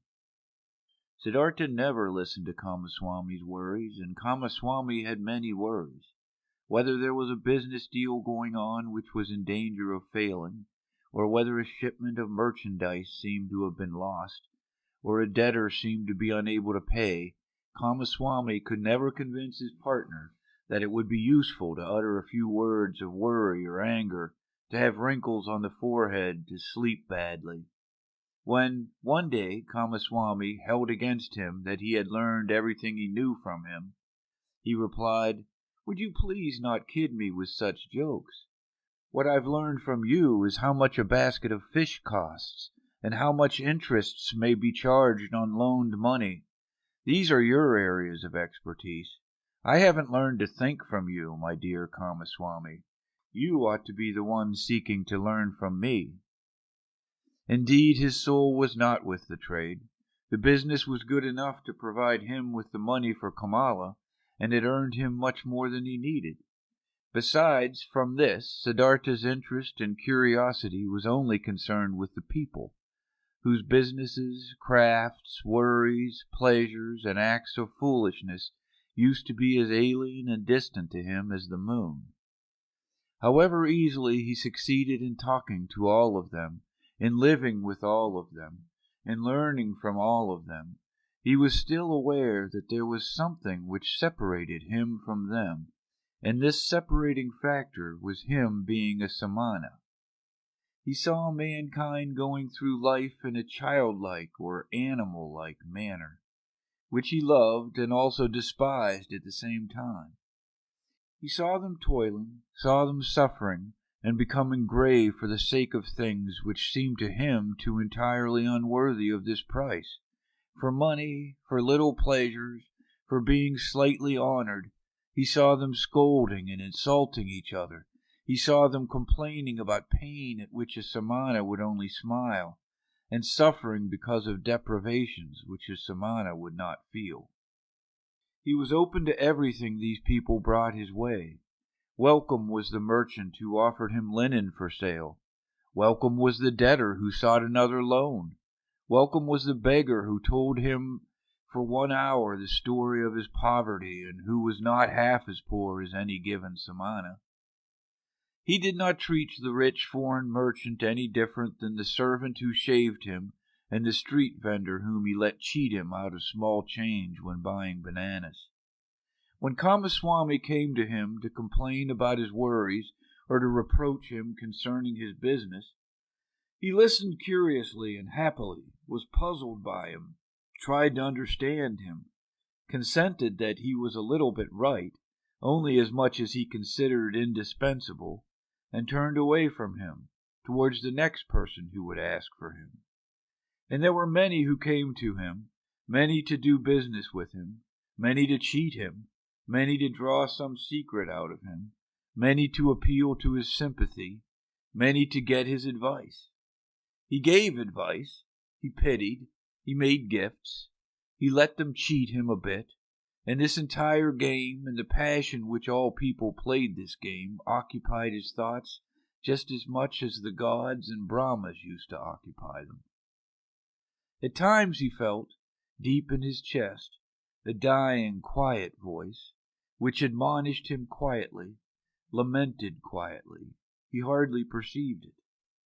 And then, for an hour, he became aware of the strange life he was leading, of him doing lots of things which were only a game, of, though being happy and feeling joy at times, real life still passing him by and not touching him.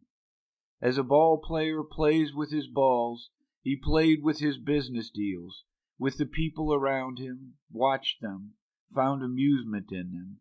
With his heart, with the source of his being, he was not with them.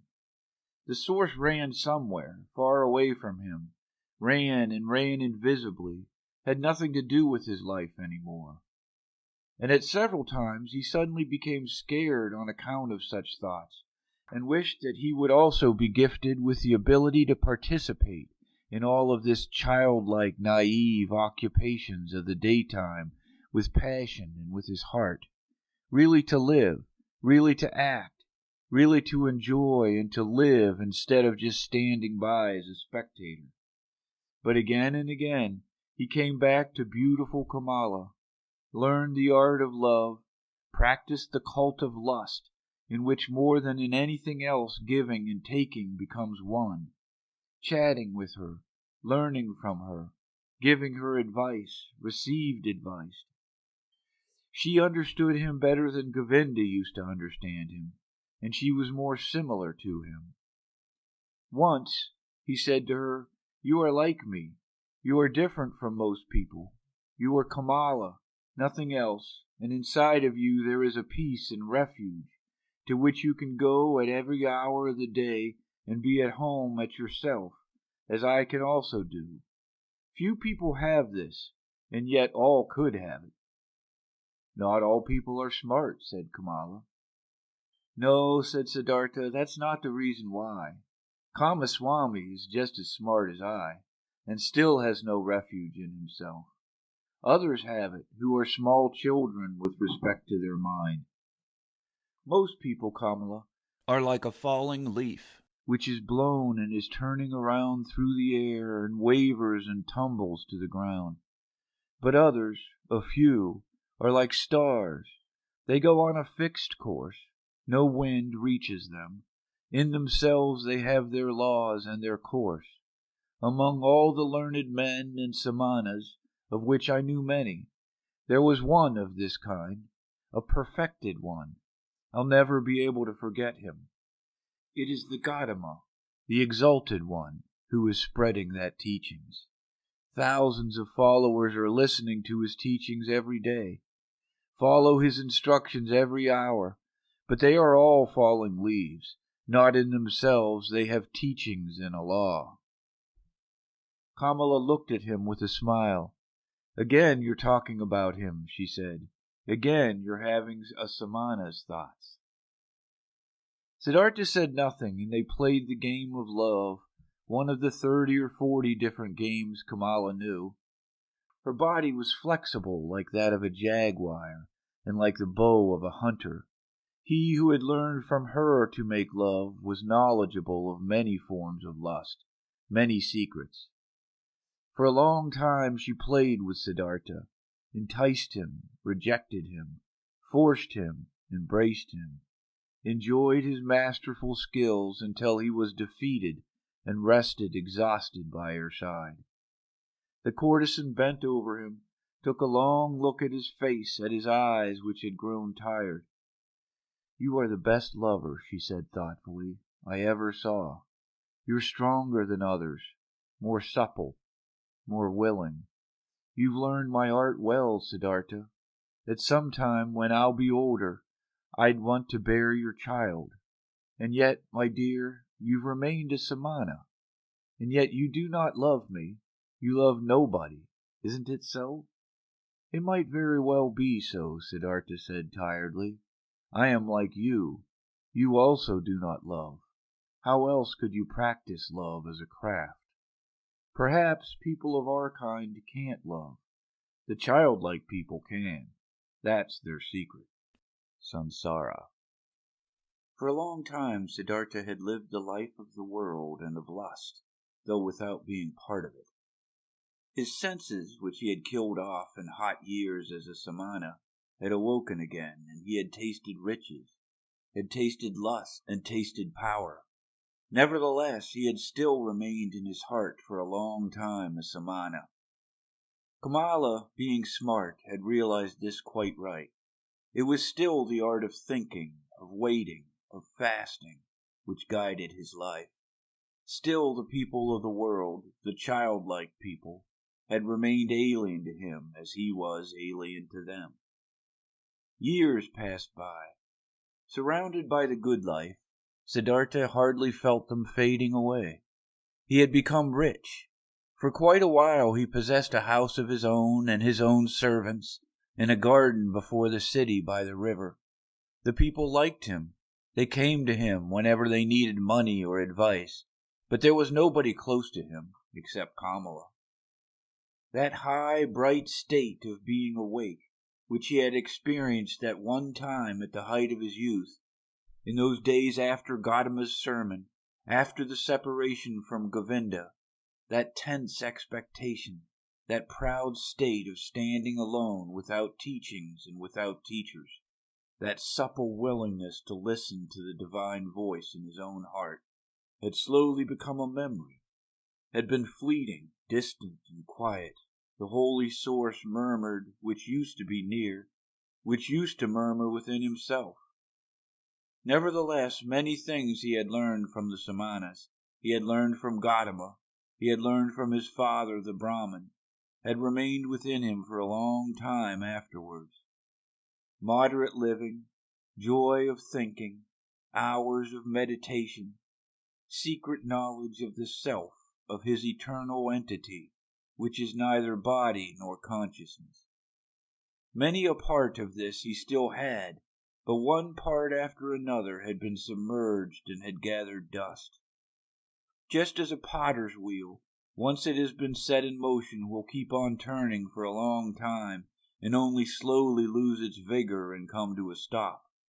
Thus Siddhartha's soul had kept on turning the wheel of asceticism, the wheel of thinking, the wheel of differentiation for a long time, still turning, but it turned slowly and hesitatingly and was close to coming to a standstill. Slowly, like humidity entering the dying stem of a tree, filling it slowly and making it rot, the world and sloth had entered Siddhartha's soul. Slowly it filled his soul, made it heavy, made it tired, put it to sleep. On the other hand, his senses had become alive. There was much they had learned, much they had experienced.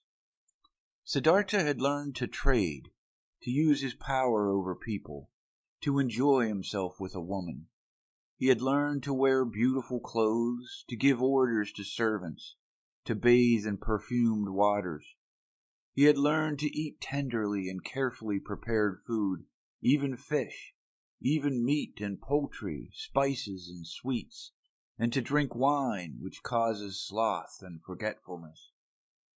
He had learned to play with dice and on a chessboard, to watch dancing girls, to have himself carried about in a sedan chair, to sleep on a soft bed.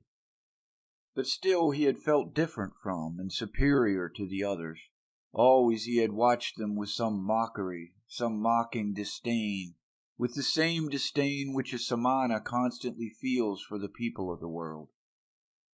When Kamaswami was ailing, when he was annoyed, when he felt insulted, when he was vexed by his worries as a merchant, Siddhartha had always watched it with mockery, just slowly and imperceptibly, as the harvest seasons and rainy seasons passed by. His mockery had become more tired. His superiority had become more quiet.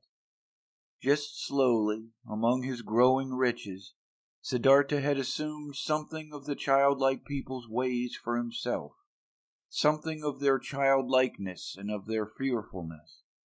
And yet he envied them just the more similar he became to them. He envied them for the one thing that was missing from him and that they had, the importance they were able to attach to their lives, the amount of passion in their joys and fears, the fearful but sweet happiness of being constantly in love. These people were all of the time in love with themselves, with women, with their children, with honors or money, with plans or hopes. But he did not learn this from them, this out of all things, this joy of a child and this foolishness of a child. He learned from them out of all things the unpleasant ones, which he himself despised. It happened more and more often that, in the morning after having had company the night before, he stayed in bed for a long time, felt unable to think and tired. It happened that he had become angry and impatient when Kamaswami bored him with his worries. It happened that he laughed just too loud when he lost a game of dice. His face was still smarter and more spiritual than others, but it rarely laughed, and assumed one after another those features which were so often found in the faces of rich people, those features of discontent, of sickliness, of ill humor, of sloth, of lack of love. Slowly the disease of the soul which rich people have grabbed hold of him. Like a veil, like a thin mist, tiredness came over Siddhartha. Slowly, getting a bit denser every day, a bit murkier every month, a bit heavier every year. As a new dress becomes old in time, loses its beautiful color in time, gets stains, gets wrinkles, gets worn off at the seams and starts to show threadbare spots here and there, thus Siddhartha's new life, which he had started after his separation from Govinda and had grown old, lost color and splendor as the years passed by, was gathering wrinkles and stains and hidden at the bottom, already showing its ugliness here and there. Disappointment and disgust were waiting. Siddhartha did not notice it. He only noticed that this bright and reliable voice inside of him, which had awoken in him at that time and had ever guided him in his best times, had become silent. He had been captured by the world, by lust, covetousness, sloth, and finally also by that vice which he had used to despise and mock the most as the most foolish one of all vices, greed. Property, possessions, and riches also had finally captured him. They were no longer a game and trifles to him, and had become a shackle and a burden. In a strange and devious way, Siddhartha had gotten into this final and most base of all dependencies by means of the game of dice. It was since that time, when he had stopped being a samana in his heart, that Siddhartha began to play the game for money and precious things, which he at other times only joined with a smile and casually as a custom of the childlike people, with an increasing rage and passion. He was a feared gambler. Few dared to take him on, so high and audacious were his stakes. He played the game due to a pain of his heart. Losing and wasting his wretched money in the game brought him an angry joy. In no other way could he demonstrate his disdain for wealth, the merchant's false god, more clearly and more mockingly. Thus he gambled with high stakes and mercilessly, hating himself, mocking himself, won thousands, threw away thousands, lost money, lost jewelry, lost a house in the country, won again, lost again. That fear, that terrible and petrifying fear which he felt while he was rolling the dice, while he was worried about losing high stakes, that fear he loved and sought to always renew it, always increase it, always get it to a slightly higher level. For in this feeling alone he still felt something like happiness, something like intoxication, something like an elevated form of life in the midst of his saturated, lukewarm, dull life. And after each big loss, his mind was set on new riches, pursued the trade more zealously, forced his debtors more strictly to pay, because he wanted to continue gambling. He wanted to continue squandering, continue demonstrating his disdain of wealth. Siddhartha lost his calmness when losses occurred, lost his patience when he was not paid on time, lost his kindness towards beggars, lost his disposition for giving away and loaning money to those who petitioned him. He who gambled away tens of thousands at one roll of the dice and laughed at it, became more strict and more petty in his business, occasionally dreaming at night about money. And whenever he woke up from this ugly spell, whenever he found his face in the mirror at the bedroom's wall to have aged and become more ugly, whenever embarrassment and disgust came over him, he continued fleeing into a new game, fleeing into a numbing of his mind brought on by sex, by wine, and from there he fled back into the urge to pile up and obtain possessions. In this pointless cycle he ran, growing tired, growing old, growing ill. Then the time came when a drama warned him. He had spent the hours of the evening with Kamala in her beautiful pleasure garden. They had been sitting under the trees, talking, and Kamala had said thoughtful words, words behind which a sadness and tiredness lay hidden. She had asked him to tell her about Gotama, and could not hear enough of him, how clear his eyes, how still and beautiful his mouth, how kind his smile, how peaceful his walk had been. For a long time he had to tell her about the exalted Buddha, and Kamala had sighed and had said, "One day, perhaps soon, I'll also follow that Buddha. I'll give him my pleasure garden for a gift, and take my refuge in his teaching." But after this she had aroused him, and had tied him to her in the act of making love with painful fervor, biting and in tears as if once more she wanted to squeeze the last sweet drop of this vain, fleeting pleasure. Never before it had become so strangely clear to Siddhartha how closely lust was akin to death. Then he had lain by her side, and Kamala's face had been close to him, and under her eyes and next to the corners of her mouth he had, as clearly as never before, read a fearful inscription, an inscription of small lines, of slight grooves, an inscription reminiscent of autumn and old age, just as Siddhartha himself, who was only in his 40s, had already noticed here and there gray hairs among his black ones. Tiredness had written on Kamala's beautiful face, tiredness from walking a long path, which was no happy destination, tiredness and the beginning of withering, and concealed, still unsaid, perhaps not even conscious anxiety, fear of old age, fear of the autumn, fear of having to die. With a sigh, he had bid his farewell to her, to the soul full of reluctance and full of concealed anxiety. Then Siddhartha had spent the night in his house with dancing girls and wine, had acted as if he was superior to them towards the fellow members of his caste, though this was no longer true, had drunk much wine and gone to bed a long time after midnight, being tired and yet excited, close to weeping in despair, and had for a long time sought to sleep in vain, his heart full of misery which he thought he could not bear any longer, full of a disgust which he felt penetrating his entire body like the lukewarm, repulsive taste of the wine, the just too sweet, dull music, the just too soft smile of the dancing girls, the just too sweet scent of their hair and breasts. But more than by anything else, he was disgusted by himself, by his perfumed hair, by the smell of wine from his mouth, by the flabby tiredness and listlessness of his skin.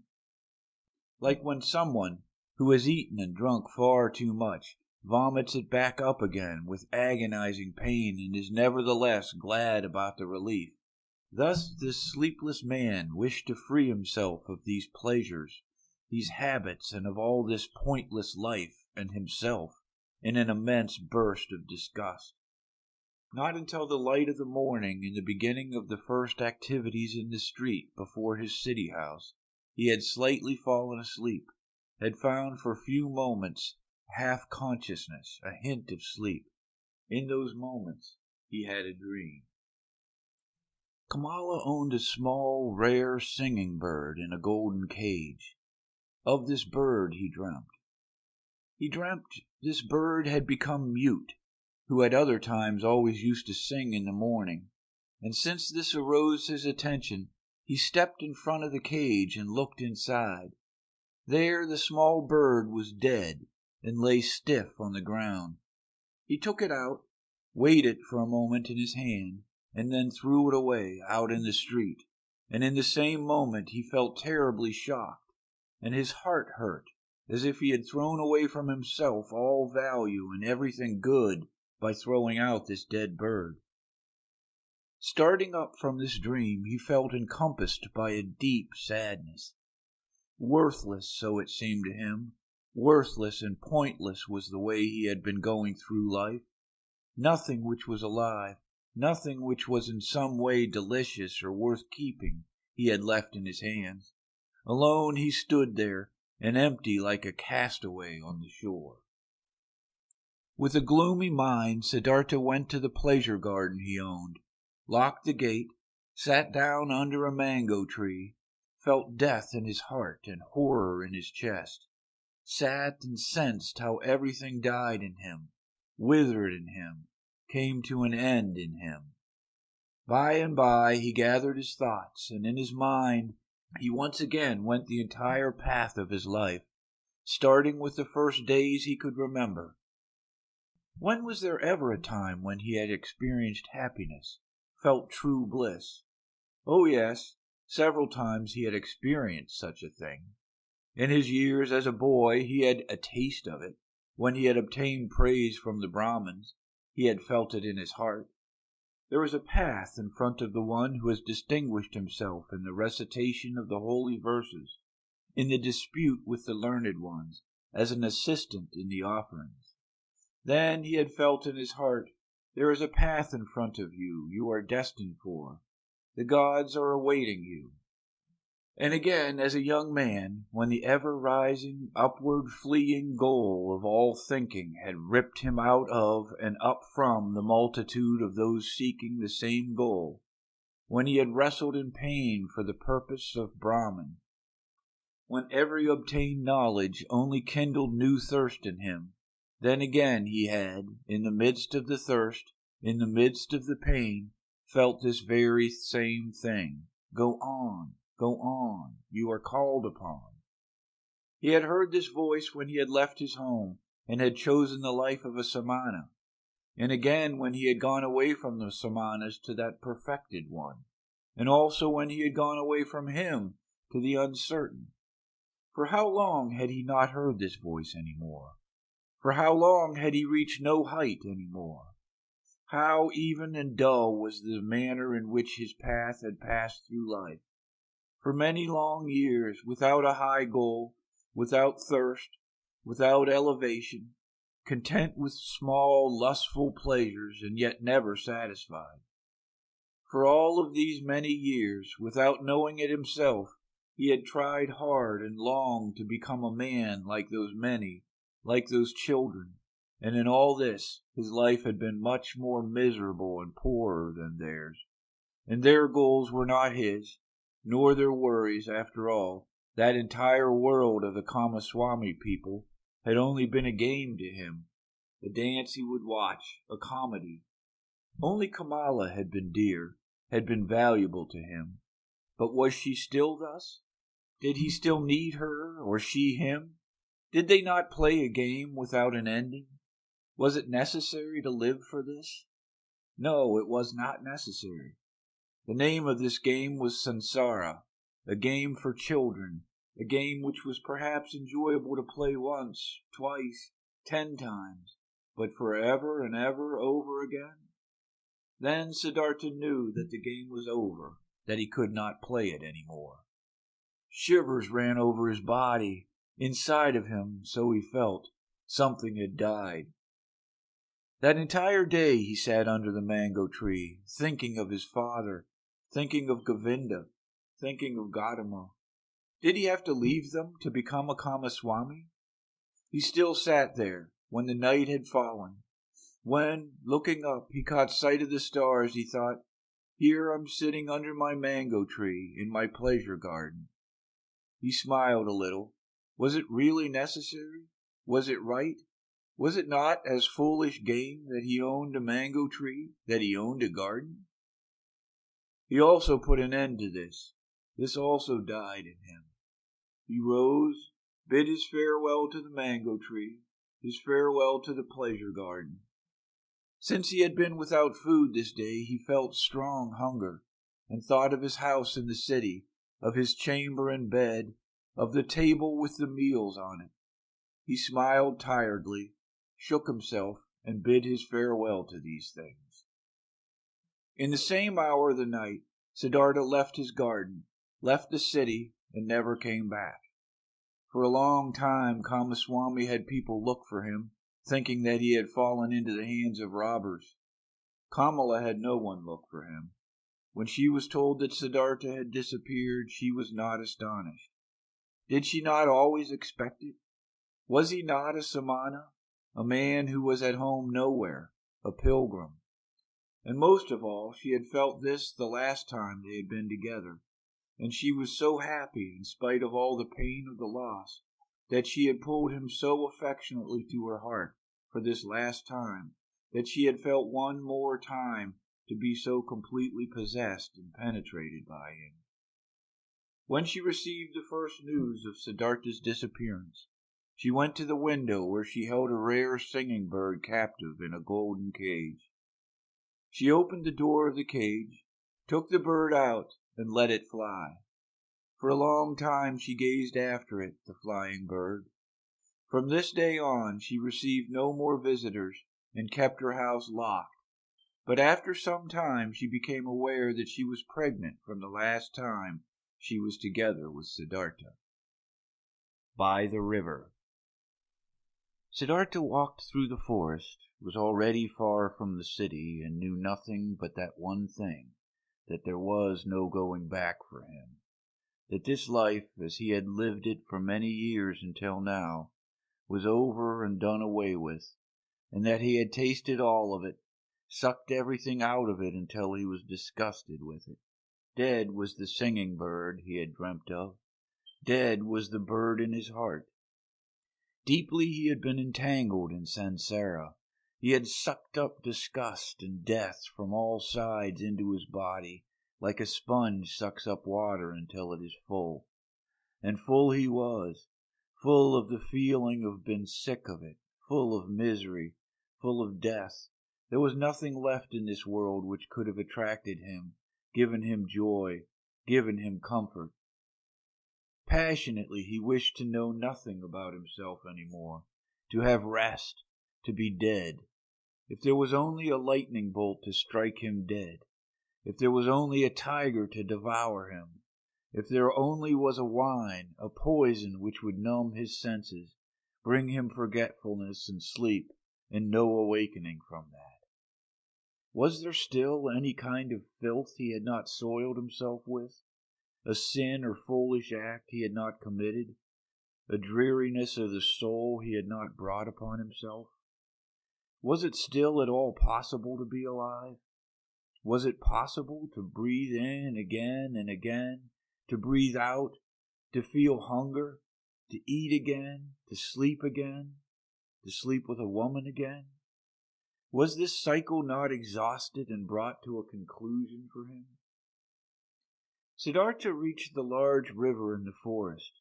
the same river over which a long time ago, when he had still been a young man and had come from the town of Gotama, a ferryman had conducted him. By this river he stopped. Hesitatingly he stood at the bank. Tiredness and hunger had weakened him, and whatever for should he walk on, wherever to which goal? No, there was no more goals.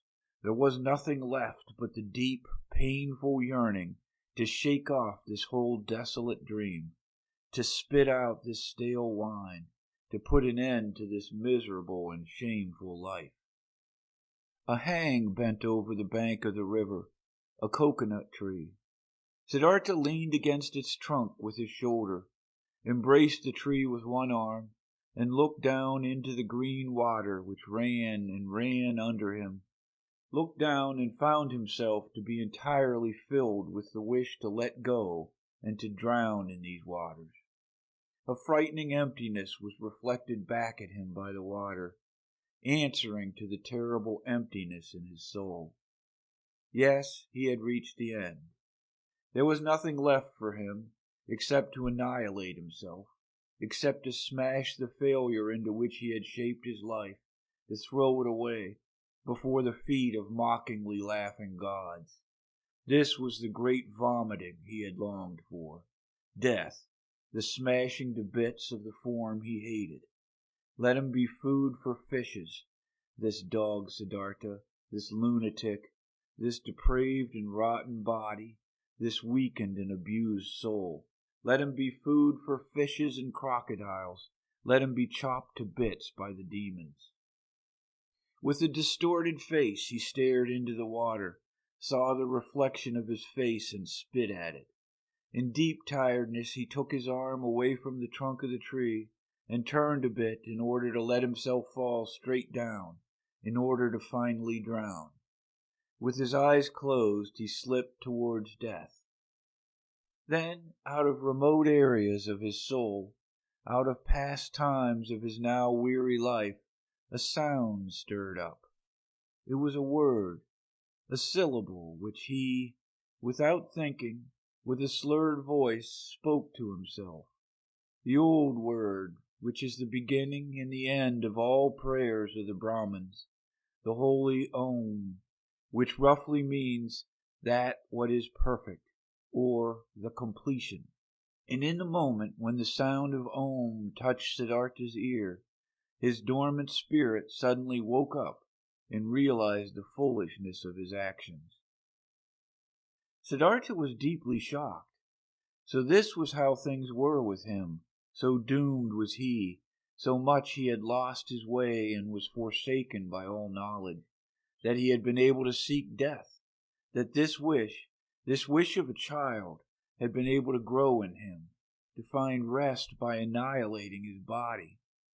What all agony of these recent times, all sobering realizations, all desperation had not brought about, this was brought on by this moment, when the Om entered his consciousness. He became aware of himself in his misery and in his error. Om, he spoke to himself. Om. And again he knew about Brahman, knew about the indestructibility of life, knew about all that is divine, which he had forgotten. But this was only a moment, flash. By the foot of the coconut tree, Siddhartha collapsed, struck down by tiredness, mumbling Om, placed his head on the root of the tree, and fell into a deep sleep. Deep was his sleep, and without dreams. For a long time he had not known such a sleep any more. When he woke after many hours, he felt as if 10 years had passed. He heard the water quietly flowing, did not know where he was and who had brought him here, opened his eyes, saw with astonishment that there were trees in the sky above him, and remembered where he was and how he got here. But it took him a long while for this, and the past seemed to him as if it had been covered by a veil, infinitely distant, infinitely far away, infinitely meaningless. He only knew that his previous life, In the first moment when he thought about it, this past life seemed to him like a very old previous incarnation, like an early pre-birth of his present self. That his previous life had been abandoned by him, that, full of disgust and wretchedness, he had even intended to throw his life away, but that by a river, under a coconut tree, he has come to his senses, the holy word Om on his lips, that when he had fallen asleep and had now woken up and was looking at the world as a new man, quietly he spoke the word Om to himself, speaking which he had fallen asleep, and it seemed to him as if his entire long sleep had been nothing but a long meditative recitation of Om, a thinking of Om, a submergence and complete entering into Om, into the nameless, the perfected. What a wonderful sleep had this been! Never before by sleep had he been thus refreshed, thus renewed, thus rejuvenated. Perhaps he had really died, had drowned and was reborn into a new body? But no, he knew himself. He knew his hand and his feet, knew the places where he lay, knew this self in his chest, this Siddhartha, the eccentric, the weird one. But this Siddhartha was nevertheless transformed, was renewed, was strangely well rested, strangely awake, joyful and curious. Siddhartha straightened up. Then he saw a person sitting opposite to him, an unknown man, a monk in a yellow robe with a shaven head, sitting in the position of pondering. He observed the man, who had neither hair on his head nor a beard, and he had not observed him for long, when he recognized this monk as Govinda, the friend of his youth, Govinda, who had taken his refuge with the exalted Buddha. Govinda had aged, he too, but still his face bore the same features, expressed zeal, faithfulness, searching, timidness. But when Govinda now, sensing his gaze, opened his eyes and looked at him, Siddhartha saw that Govinda did not recognize him. Govinda was happy to find him awake. Apparently he had been sitting here for a long time and had been waiting for him to wake up, though he did not know him. "I have been sleeping," said Siddhartha. "However did you get here?" "You have been sleeping," answered Govinda. "It is not good to be sleeping in such places, where snakes often are, and the animals of the forest have their paths. I, O sir, am a follower of the exalted Gotama, the Buddha, the Sakya Muni, and have been on a pilgrimage together with several of us on this path, when I saw you lying and sleeping in a place where it is dangerous to sleep. Therefore I sought to wake you up, O sir, and since I saw that your sleep was very deep, I stayed behind from my group and sat with you. And then, so it seems, I have fallen asleep myself, I who wanted to guard your sleep. Badly I have served you. Tiredness has overwhelmed me. But now that you're awake, let me go to catch up with my brothers." "I thank you, Samana, for watching out over my sleep," spoke Siddhartha. "You're friendly, you followers of the Exalted One. Now you may go then." "I am going, sir. May you, sir, always be in good health." "I thank you, Samana." Govinda made the gesture of a salutation and said, "Farewell." "Farewell, Govinda," said Siddhartha. The monk stopped. "Permit me to ask, sir, from where do you know my name?" Now Siddhartha smiled.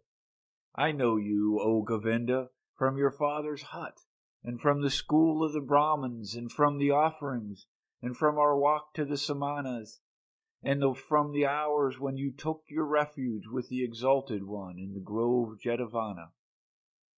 "You're Siddhartha!" Govinda exclaimed loudly. "Now I'm recognizing you, and don't comprehend any more how I couldn't recognize you right away. Be welcome, Siddhartha. My joy is great to see you again." "It also gives me joy to see you again. You've been the guard of my sleep. Again I thank you for this, though I wouldn't have required any guard. Where are you going to, old friend?" "I'm going nowhere. We monks are always traveling.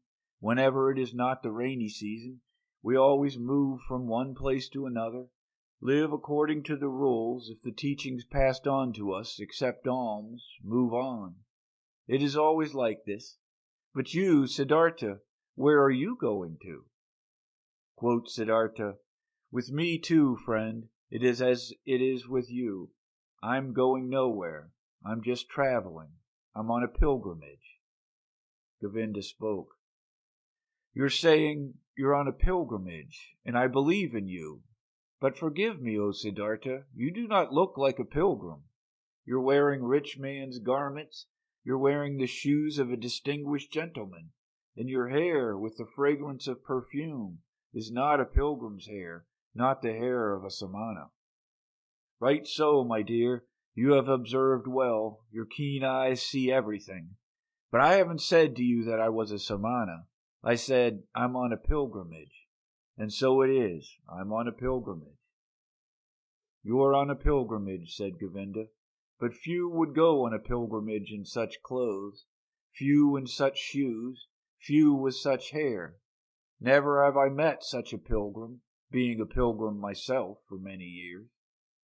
I believe you, my dear Govinda, but now, today, you've met a pilgrim just like this, wearing such shoes, such a garment. Remember, my dear, not eternal is the world of appearances. Not eternal, anything but eternal, are our garments and the style of our hair, and our hair and bodies themselves. I'm wearing a rich man's clothes. You've seen this quite right. I'm wearing them because I have been a rich man, and I'm wearing my hair like the worldly and lustful people, for I have been one of them. And now, Siddhartha, what are you now? I don't know it. I don't know it just like you. I'm traveling. I was a rich man, and am no rich man any more, and what I'll be tomorrow, I don't know. You've lost your riches? I've lost them, or they me. They somehow happened to slip away from me. The wheel of physical manifestations is turning quickly, Govinda. Where is Siddhartha the Brahmin? Where is Siddhartha the Samana? Where is Siddhartha the rich man? Non-eternal things change quickly, Govinda. You know it. Govinda looked at the friend of his youth for a long time, with doubt in his eyes. After that he gave him the salutation which one would use on a gentleman, and went on his way. With a smiling face, Siddhartha watched him leave. He loved him still, this faithful man, this fearful man. And how could he have not loved everybody and everything in this moment, in the glorious hour after his wonderful sleep, filled with Om? The enchantment which had happened inside of him in his sleep and by means of the Om was this very thing, that he loved everything, and that he was full of joyful love for everything he saw. And it was this very thing, so it seemed to him now, which had been his sickness before, that he was not able to love anybody or anything. With a smiling face, Siddhartha watched the leaving monk. The sleep had straightened him much, but hunger gave him much pain, for by now he had not eaten for 2 days, and the times were long past when he had been tough against hunger. With sadness, and yet also with a smile, he thought of that time. In those days, so he remembered, he had boasted of 3 things to Kamala, had been able to do 3 noble and undefeatable feats: fasting, waiting, thinking. These had been his possession, his power and strength, his solid staff in the busy, laborious years of his youth. He had learned these 3 feats, nothing else. And now they had abandoned him. None of them was his any more, neither fasting, nor waiting, nor thinking. For the most wretched things he had given them up, for what fades most quickly, for sensual lust, for the good life, for riches. His life had indeed been strange, and now, so it seemed, now he had really become a childlike person. Siddhartha thought about his situation. Thinking was hard on him, He did not really feel like it, but he forced himself. Now, he thought, since all these most easily perishing things have slipped from me again, now I'm standing here under the sun again, just as I have been standing here a little child. Nothing is mine. I have no abilities. There is nothing I could bring about. I have learned nothing. How wondrous is this! Now that I'm no longer young, that my hair is already half gray, that my strength is fading, now I'm starting again at the beginning and as a child. Again he had to smile. Yes, his fate had been strange. Things were going downhill with him, and now he was again facing the world void and naked and stupid. But he could not feel sad about this. No, he even felt a great urge to laugh about himself, to laugh about this strange, foolish world. Things are going downhill with you, he said to himself, and laughed about it as he was saying it. He happened to glance at the river, and he also saw the river going downhill, always moving on downhill, and singing and being happy through it all. He liked this well. Kindly he smiled at the river. Was this not the river in which he had intended to drown himself? In past times, 100 years ago? Where had he dreamt this? Wondrous indeed was my life, so he thought. Wondrous detours it has taken. As a boy I had only to do with gods and offerings. As a youth I had only to do with asceticism, with thinking and meditation, with searching for Brahman, worshipped the eternal in the Atman. But as a young man I followed the penitence. I lived in the forest, suffered of heat and frost, learned to hunger, taught my body to become dead. Wonderfully, soon afterwards, insight came towards me in the form of the great Buddha's teaching. I felt the knowledge of the oneness of the world circling in me like my own blood. But I also had to leave Buddha and the great knowledge. I went and learned the art of love with Kamala, learned trading with Kamaswami, piled up money, wasted money, learned to love my stomach, learned to please my senses. I had to spend many years losing my spirit to unlearn thinking again, to forget the oneness. Isn't it just as if I had turned slowly and on a long detour from a man into a child, from a thinker into a childlike person? And yet this path has been very good, and yet the bird in my chest has not died. But what a path has this been! I had to pass through so much stupidity, through so much vices, through so many errors, through so much disgust and disappointments and woe, just to become a child again and to be able to start over. But it was right so. My heart says yes to it. My eyes smile to it. I've had to experience despair. I've had to sink down to the most foolish one of all thoughts, to the thought of suicide, in order to be able to experience divine grace, to hear Om again, to be able to sleep properly and awake properly again. I had to become a fool to find Atman in me again. I had to sin to be able to live again. Where else might my path lead me to? It is foolish, this path. It moves in loops. Perhaps it is going around in a circle. Let it go as it likes. I want to take it. Wonderfully, he felt joy rolling like waves in his chest. Wherever from, he asked his heart, where from did you get this happiness? Might it come from that long, good sleep which has done me so good? Or from the word Om which I said? Or from the fact that I have escaped, that I have completely fled, that I am finally free again and am standing like a child under the sky? Oh, how good is it to have fled, to have become free! How clean and beautiful is the air here! How good to breathe! There, where I ran away from, there everything smelled of ointments, of spices, of wine, of excess, of sloth. How did I hate this world of the rich, of those who revel in fine food, of the gamblers! How did I hate myself for staying in this terrible world for so long? How did I hate myself, have deprived, poisoned, tortured myself, have made myself old and evil? No, never again I will, as I used to like doing so much, delude myself into thinking that Siddhartha was wise. But this one thing I have done well. This I like, this I must praise, that there is now an end to that hatred against myself, to that foolish and dreary life. I praise you, Siddhartha. After so many years of foolishness, you have once again had an idea, have done something, have heard the bird in your chest singing, and have followed it.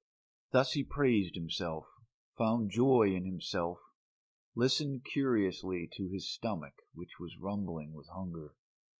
He had now, so he felt in these recent times and days, completely tasted and spit out, devoured up to the point of desperation and death, a piece of suffering, a piece of misery. Like this, it was good. For much longer he could have stayed with Kamaswami, made money, wasted money, filled his stomach and let his soul die of thirst. For much longer he could have lived in this soft, well-upholstered hell, if this had not happened. The moment of complete hopelessness and despair, that most extreme moment when he hung over the rushing waters and was ready to destroy himself. That he had felt this despair, this deep disgust, and that he had not succumbed to it, that the bird, the joyful source and voice in him was still alive after all. This was why he felt joy. This was why he laughed. This was why his face was smiling brightly under his hair, which had turned gray. It is good, he thought, to get a taste of everything for oneself, which one needs to know. That lust for the world and riches do not belong to the good things, I have already learned as a child. I have known it for a long time, but I have experienced it only now. And now I know it, don't just know it in my memory, but in my eyes, in my heart, in my stomach. Good for me to know this. For a long time he pondered his transformation, listened to the bird as it sang for joy. Had not this bird died in him? Had he not felt its death? No, something else from within him had died, something which already for a long time had yearned to die. Was it not this he had used to intend to kill in his ardent years as a penitent? Was this not his self, his small, frightened, and proud self, he had wrestled with for so many years, which had defeated him again and again, which was back again after every killing, prohibited joy, felt fear? Was it not this which today had finally come to its death, here in the forest, by this lovely river? Was it not due to this death that he was now like a child, so full of trust, so without fear, so full of joy? Now Siddhartha also got some idea of why he had fought this self in vain as a Brahmin, as a penitent. Too much knowledge had held him back, too many holy verses, too many sacrificial rules, too much self-castigation, so much doing and striving for that goal. Full of arrogance he had been, always the smartest, always working the most, always one step ahead of all others, always the knowing and spiritual one, always the priest or wise one. Into being a priest, into this arrogance, into this spirituality, his self had retreated. There it sat firmly and grew, while he thought he would kill it by fasting and penance. Now he saw it, and saw that the secret voice had been right, that no teacher would ever have been able to bring about his salvation. Therefore he had to go out into the world, lose himself to lust and power, to women and money, had to become a merchant, a dice gambler, a drinker, and a greedy person, until the priest and Samana in him was dead. Therefore he had to continue bearing these ugly years, bearing the disgust, the teachings, the pointlessness of a dreary and wasted life up to the end, up to bitter despair, until Siddhartha the lustful, Siddhartha the greedy could also die. He had died, a new Siddhartha had woken up from the sleep. He would also grow old. He would also eventually have to die. Mortal was Siddhartha. Mortal was every physical form. But today he was young, was a child, was the new Siddhartha, was full of joy. He thought these thoughts, listened with a smile to his stomach, listened gratefully to a buzzing bee. Cheerfully he looked into the rushing river. Never before he had liked the water so well as this one. Never before he had perceived the voice and the parable of the moving water thus strongly and beautifully. It seemed to him as if the river had something special to tell him, something he did not know yet, which was still awaiting him. In this river, Siddhartha had intended to drown himself. In it, the old, tired, desperate Siddhartha had drowned today. But the new Siddhartha felt a deep love for this rushing water, and decided for himself not to leave it very soon. The Ferryman. By this river I want to stay, thought Siddhartha.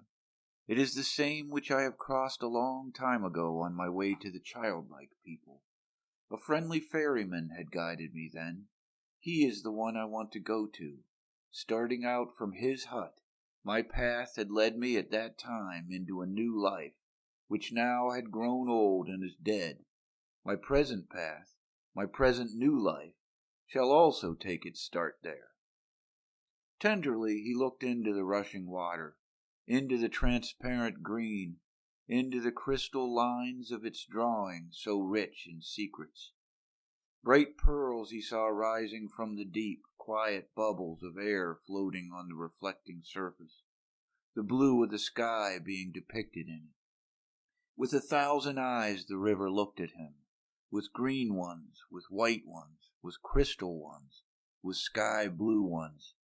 How did he love this water? How did it delight him? How grateful was he to it? In his heart he had heard the voice talking, which was newly awakened, and it told him, love this water, stay near it, learn from it. Oh yes, he wanted to learn from it. He wanted to listen to it.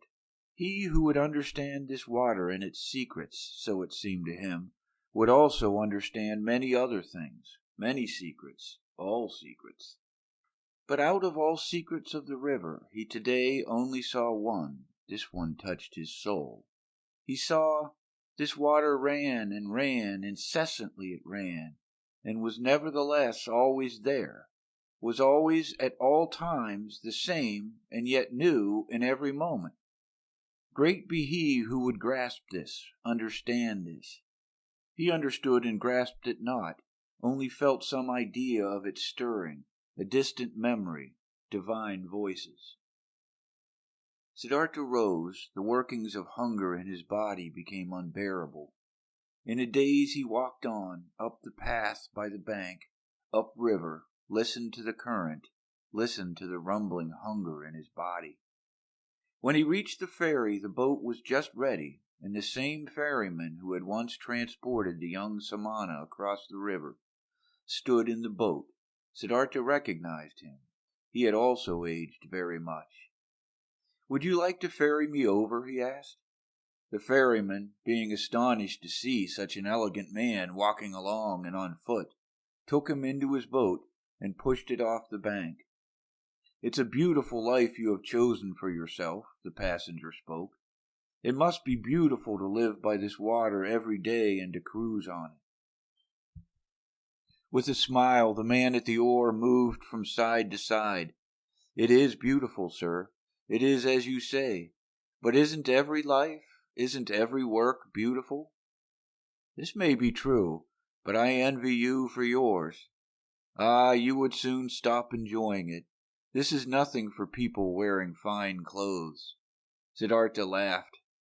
"Once before I have been looked upon today because of my clothes. I have been looked upon with distrust. Wouldn't you, ferryman, like to accept these clothes, which are a nuisance to me, from me? For you must know I have no money to pay your fare." "You're joking, sir," the ferryman laughed. "I'm not joking, friend. Behold, once before you have ferried me across this water in your boat for the immaterial reward of a good deed.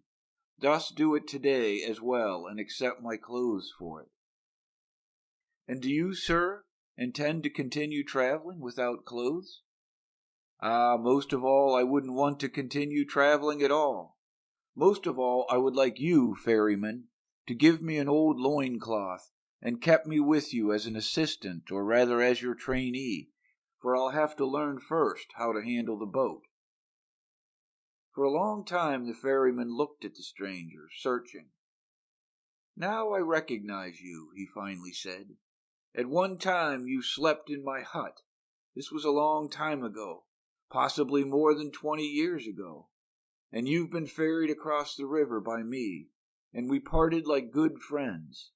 Haven't you been a Samana? I can't think of your name any more." "My name is Siddhartha, and I was a Samana when you've last seen me." "So be welcome, Siddhartha. My name is Vasudeva. You will, so I hope, be my guest today as well and sleep in my hut. And tell me where you're coming from and why these beautiful clothes are such a nuisance to you."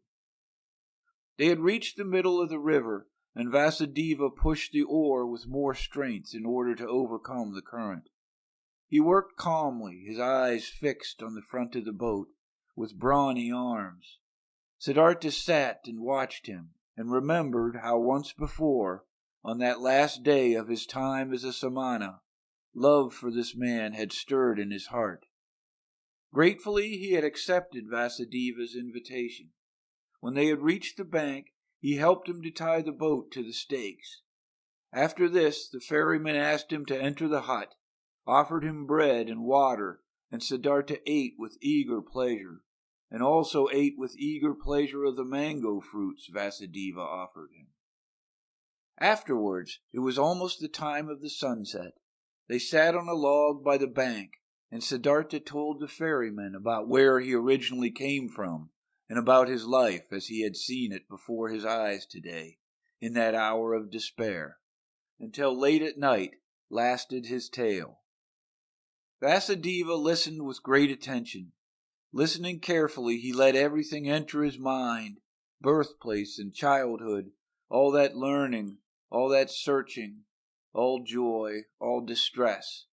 This was among the ferryman's virtues one of the greatest. Like only a few, he knew how to listen. Without him having spoken a word, the speaker sensed how Vasudeva let his words enter his mind, quiet, open, waiting.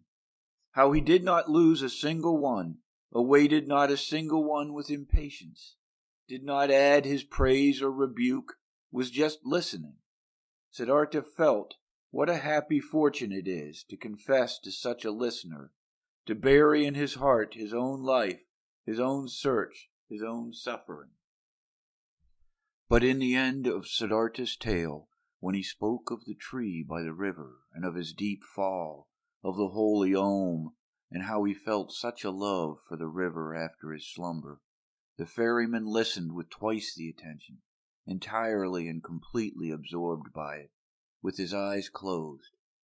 And when Siddhartha fell silent, and a long silence had occurred, then Vasudeva said, "It is as I thought. The river has spoken to you. It is your friend as well. It speaks to you as well. That is good. That is very good.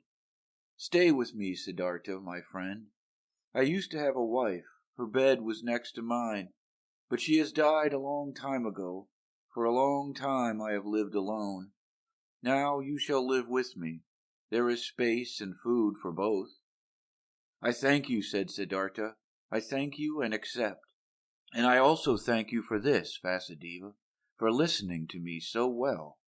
These people are rare who know how to listen, and I did not meet a single one who knew it as well as you did. I will also learn in this respect from you." "You will learn it," spoke Vasudeva, "but not from me. The river has taught me to listen. From it you will learn it as well. It knows everything, the river. Everything can be learned from it. See, you've already learned this from the water too, that it is good to strive downwards, to sink, to seek depths. This rich and elegant Siddhartha is becoming an oarsman's servant. The learned Brahmin Siddhartha becomes a ferryman. This has also been told to you by the river. You'll learn that other thing comes from it as well. Quoted Siddhartha after a long pause. What other thing, Vasudeva? Vasudeva rose. It is late, he said. Let's go to sleep. I can't tell you that other thing, O friend. You'll learn it, or perhaps you know it already. See, I'm no learned man. I have no special skill in speaking. I also have no special skill in thinking. All I am able to do is to listen and to be godly. I have learned nothing else. If I was able to say and teach it, I might be a wise man. But like this, I am only a ferryman, and it is my task to ferry people across the river. I have transported many, thousands, and to all of them my river has been nothing but an obstacle on their travels. They traveled to seek money and business, and for weddings and on pilgrimages, and the river was obstructing their path, and the ferryman's job was to get them quickly across that obstacle. But for some among thousands, a few, 4 or 5, the river has stopped being an obstacle. They have learned its voice, they have listened to it, and the river has become sacred to them as it has become sacred to me. Let's rest now, Siddhartha. Siddhartha stayed with the ferryman and learned to operate the boat, and when there was nothing to do at the ferry, he worked with Vasudeva in the rice field, gathered wood, plucked the fruit off the banana trees. He learned to build an oar, and learned to mend the boat, and to weave baskets, and was joyful because of everything he learned. And the days and months passed quickly. But more than Vasudeva could teach him, he was taught by the river. Incessantly he learned from it. Most of all, he learned from it to listen, to pay close attention with a quiet heart, with a waiting, opened soul, without passion, without a wish, without judgment, without an opinion. In a friendly manner he lived side by side with Vasudeva, And occasionally they exchanged some words. Few and at length thought about words. Vasudeva was no friend of words. Rarely Siddhartha succeeded in persuading him to speak. Did you, so he asked him at one time, did you too learn that secret from the river, that there is no time? Vasudeva's face was filled with a bright smile. Yes, Siddhartha, he spoke. It is this what you mean, isn't it? That the river is everywhere at once, at the source and at the mouth, at the waterfall, at the ferry, at the rapids, in the sea, in the mountains, everywhere at once, and that there is only the present time for it, not the shadow of the past, not the shadow of the future. This it is, said Siddhartha, and when I had learned it, I looked at my life, and it was also a river, and the boy Siddhartha was only separated from the man Siddhartha and from the old man Siddhartha by a shadow, not by something real. Also, Siddhartha's previous births were no past, and his death and his return to Brahma was no future. Nothing was, nothing will be. Everything is. Everything has existence and is present. Siddhartha spoke with ecstasy. Deeply this enlightenment had delighted him. Oh, was not all suffering time? Were not all forms of tormenting oneself and being afraid time? Was not everything hard, everything hostile in the world gone and overcome as soon as one had overcome time? As soon as time would have been put out of existence by one's thoughts? In ecstatic delight he had spoken, but Vasudeva smiled at him brightly and nodded in confirmation. Silently he nodded, brushed his hand over Siddhartha's shoulder, turned back to his work. And once again, when the river had just increased its flow in the rainy season, and made a powerful noise, then said Siddhartha, Isn't it so, O friend, the river has many voices? very many voices. Hasn't it the voice of a king, and of a warrior, and of a bull, and of a bird of the night, and of a woman giving birth, and of a sighing man, and 1,000 other voices more? So it is, Vasudeva nodded. All voices of the creatures are in its voice. And do you know, Siddhartha continued, what word it speaks when you succeed in hearing all of its 10,000 voices at once? Happily, Vasudeva's face was smiling. He bent over to Siddhartha and spoke the holy Om in his ear. And this had been the very thing which Siddhartha had also been hearing. And time after time his smile became more similar to the ferryman's, became almost just as bright, almost just as thoroughly glowing with bliss, just as shining out of 1,000 small wrinkles, just as alike to a child's, just as alike to an old man's. Many travelers, seeing the two ferrymen, thought they were brothers.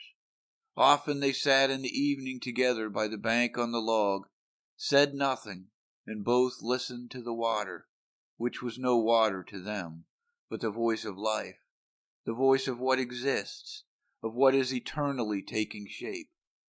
And it happened from time to time that both, when listening to the river, thought of the same things, of a conversation from the day before yesterday, of one of their travelers, the face and fate of whom had occupied their thoughts, of death, of their childhood, and that they both in the same moment, when the river had been saying something good to them, looked at each other, both thinking precisely the same thing, both delighted about the same answer to the same question. There was something about this ferry and the two ferrymen which was transmitted to others, which many of the travelers felt. It happened occasionally that a traveler, after having looked at the face of one of the ferrymen, started to tell the story of his life, told about pains, confessed evil things, asked for comfort and advice. It happened occasionally that someone asked for permission to stay for a night with them, to listen to the river. It also happened that curious people came, who had been told that there were 2 wise men, or sorcerers, or holy men living by that ferry. The curious people asked many questions, but they got no answers, and they found neither sorcerers nor wise men. They only found 2 friendly little old men, who seemed to be mute and to have become a bit strange and gaga. And the curious people laughed and were discussing how foolishly and gullibly the common people were spreading such empty rumors. The years passed by and nobody counted them. Then, one day, monks came by on a pilgrimage, followers of Gotama, the Buddha, who were asking to be ferried across the river, and by them the ferrymen were told that they were most hurriedly walking back to their great teacher, for the news had spread the Exalted One was deadly sick, and would soon die his last human death, in order to become one with the salvation. It was not long until a new flock of monks came along on their pilgrimage, and another one, and the monks as well as most of the other travelers and people walking through the land spoke of nothing else than of Gotama and his impending death.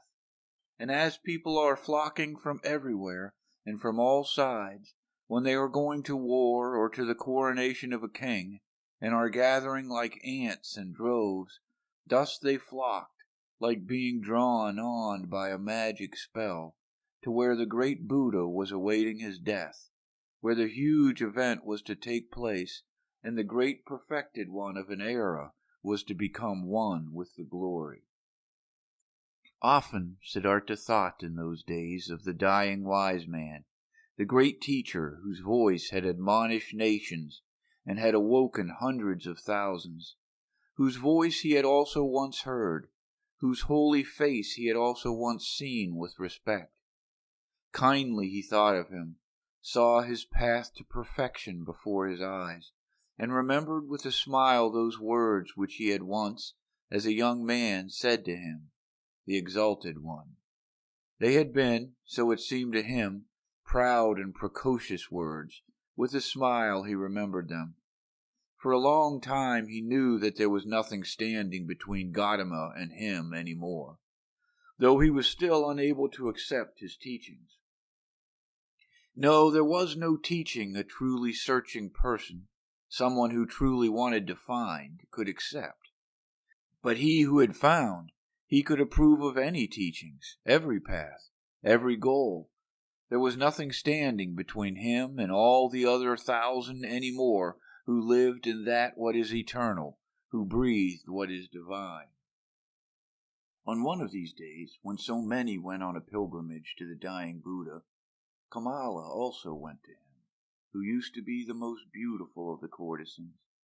A long time ago she had retired from her previous life, had given her garden to the monks of Gotama as a gift, had taken her refuge in the teachings, was among the friends and benefactors of the pilgrims. Together with Siddhartha the boy, her son, she had gone on her way due to the news of the near death of Gotama, in simple clothes, on foot. With her little son she was traveling by the river, but the boy had soon grown tired, desired to go back home, desired to rest, desired to eat, became disobedient, and started whining. Kamala often had to take a rest with him. He was accustomed to having his way against her. She had to feed him, had to comfort him, had to scold him. He did not comprehend why he had to go on this exhausting and sad pilgrimage with his mother to an unknown place, to a stranger who was holy and about to die. So what if he died? How did this concern the boy? The pilgrims were getting close to Vasudeva's ferry when little Siddhartha once again forced his mother to rest. She, Kamala herself, had also become tired, and while the boy was chewing a banana, she crouched down to the ground, closed her eyes a bit, and rested. But suddenly she uttered a wailing scream. The boy looked at her in fear, and saw her face had grown pale from horror, and from under her dress a small black snake fled, by which Kamala had been bitten. Hurriedly they now both ran along the path, in order to reach people, and got near to the ferry. There Kamala collapsed, and was not able to go any further. But the boy started crying miserably, only interrupting it to kiss and hug his mother, and she also joined his loud screams for help, until the sound reached Vasudeva's ears, who stood at the ferry. Quickly he came walking, took the woman on his arms, carried her into the boat, and the boy ran along, and soon they all reached the hut, where Siddhartha stood by the stove and was just lighting the fire. He looked up and saw the boy's face, which wondrously reminded him of something, like a warning to remember something he had forgotten. Then he saw Kamala, who he instantly recognized, though she lay unconscious in the ferryman's arms, and now he knew that it was his own son, whose face had been such a warning reminder to him, and the heart stirred in his chest. Kamala's wound was washed, but had already turned black, and her body was swollen. She was made to drink a healing potion. Her consciousness returned. She lay on Siddhartha's bed in the hut, and bent over her stood Siddhartha, who used to love her so much. It seemed like a dream to her. With a smile she looked at her friend's face. Just slowly she realized her situation, remembered the bite, called timidly for the boy. "He's with you, don't worry," said Siddhartha. Kamala looked into his eyes. She spoke with a heavy tongue paralyzed by the poison. "You've become old, my dear," she said. "You've become gray, but you are like the young Samana who at one time came without clothes, with dusty feet, to me in the garden. You are much more like him than you were like him at the time when you left me and Kamaswami." In the eyes you're like him, Siddhartha. Alas, I have also grown old. Old, could you still recognize me?" Siddhartha smiled. "Instantly I recognized you, Kamala, my dear." Kamala pointed to her boy and said, "Did you recognize him as well? He is your son." Her eyes became confused and fell shut. The boy wept. Siddhartha took him on his knees, let him weep, petted his hair, and at the sight of the child's face, a Brahmin's prayer came to his mind, which he had learned a long time ago, when he had been a little boy himself.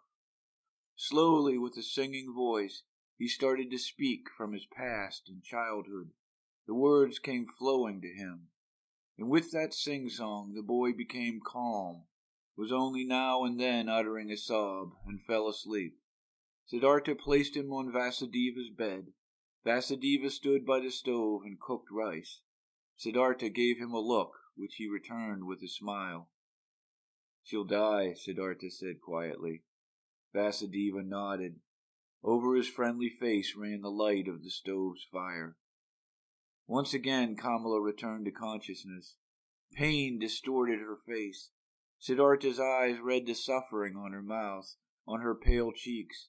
Quietly he read it, attentively, waiting, his mind becoming one with her suffering. Kamala felt it. Her gaze sought his eyes. Looking at him, she said, "Now I see that your eyes have changed as well. They've become completely different. By what do I still recognize that you're Siddhartha? It's you, and it's not you." Siddhartha said nothing.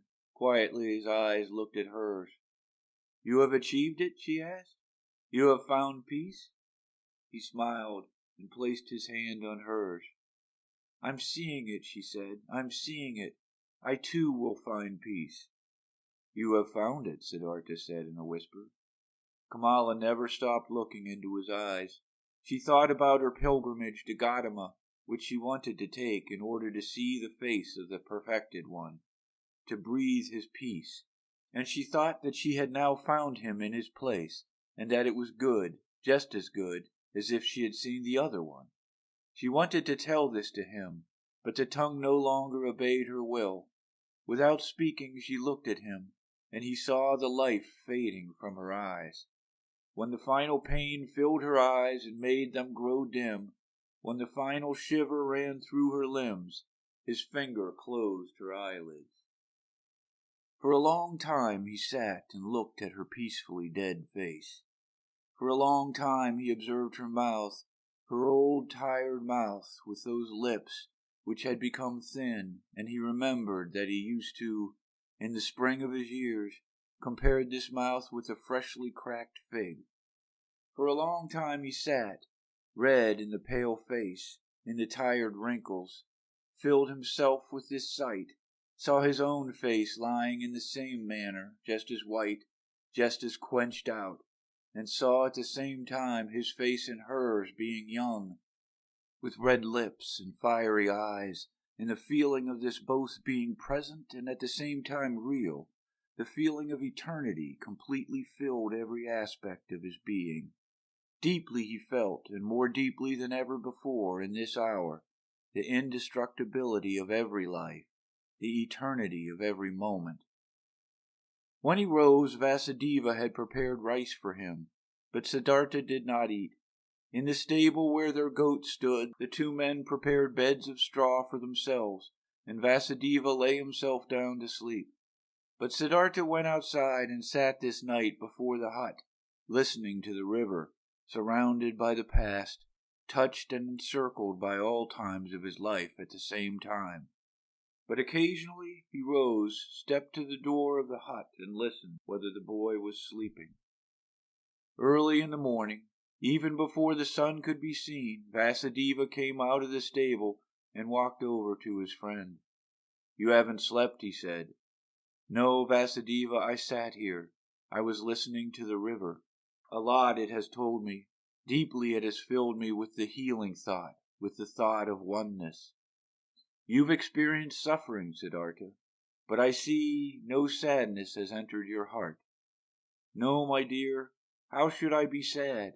I, who have been rich and happy, have become even richer and happier now. My son has been given to me. Your son shall be welcome to me as well. But now, Siddhartha, let's get to work. There is much to be done. Kamala has died on the same bed on which my wife had died a long time ago. Let us build Kamala's funeral pile on the same hill on which I then built my wife's funeral pile. While the boy was still asleep, they built the funeral pile. The Son. Timid and weeping, the boy had attended his mother's funeral.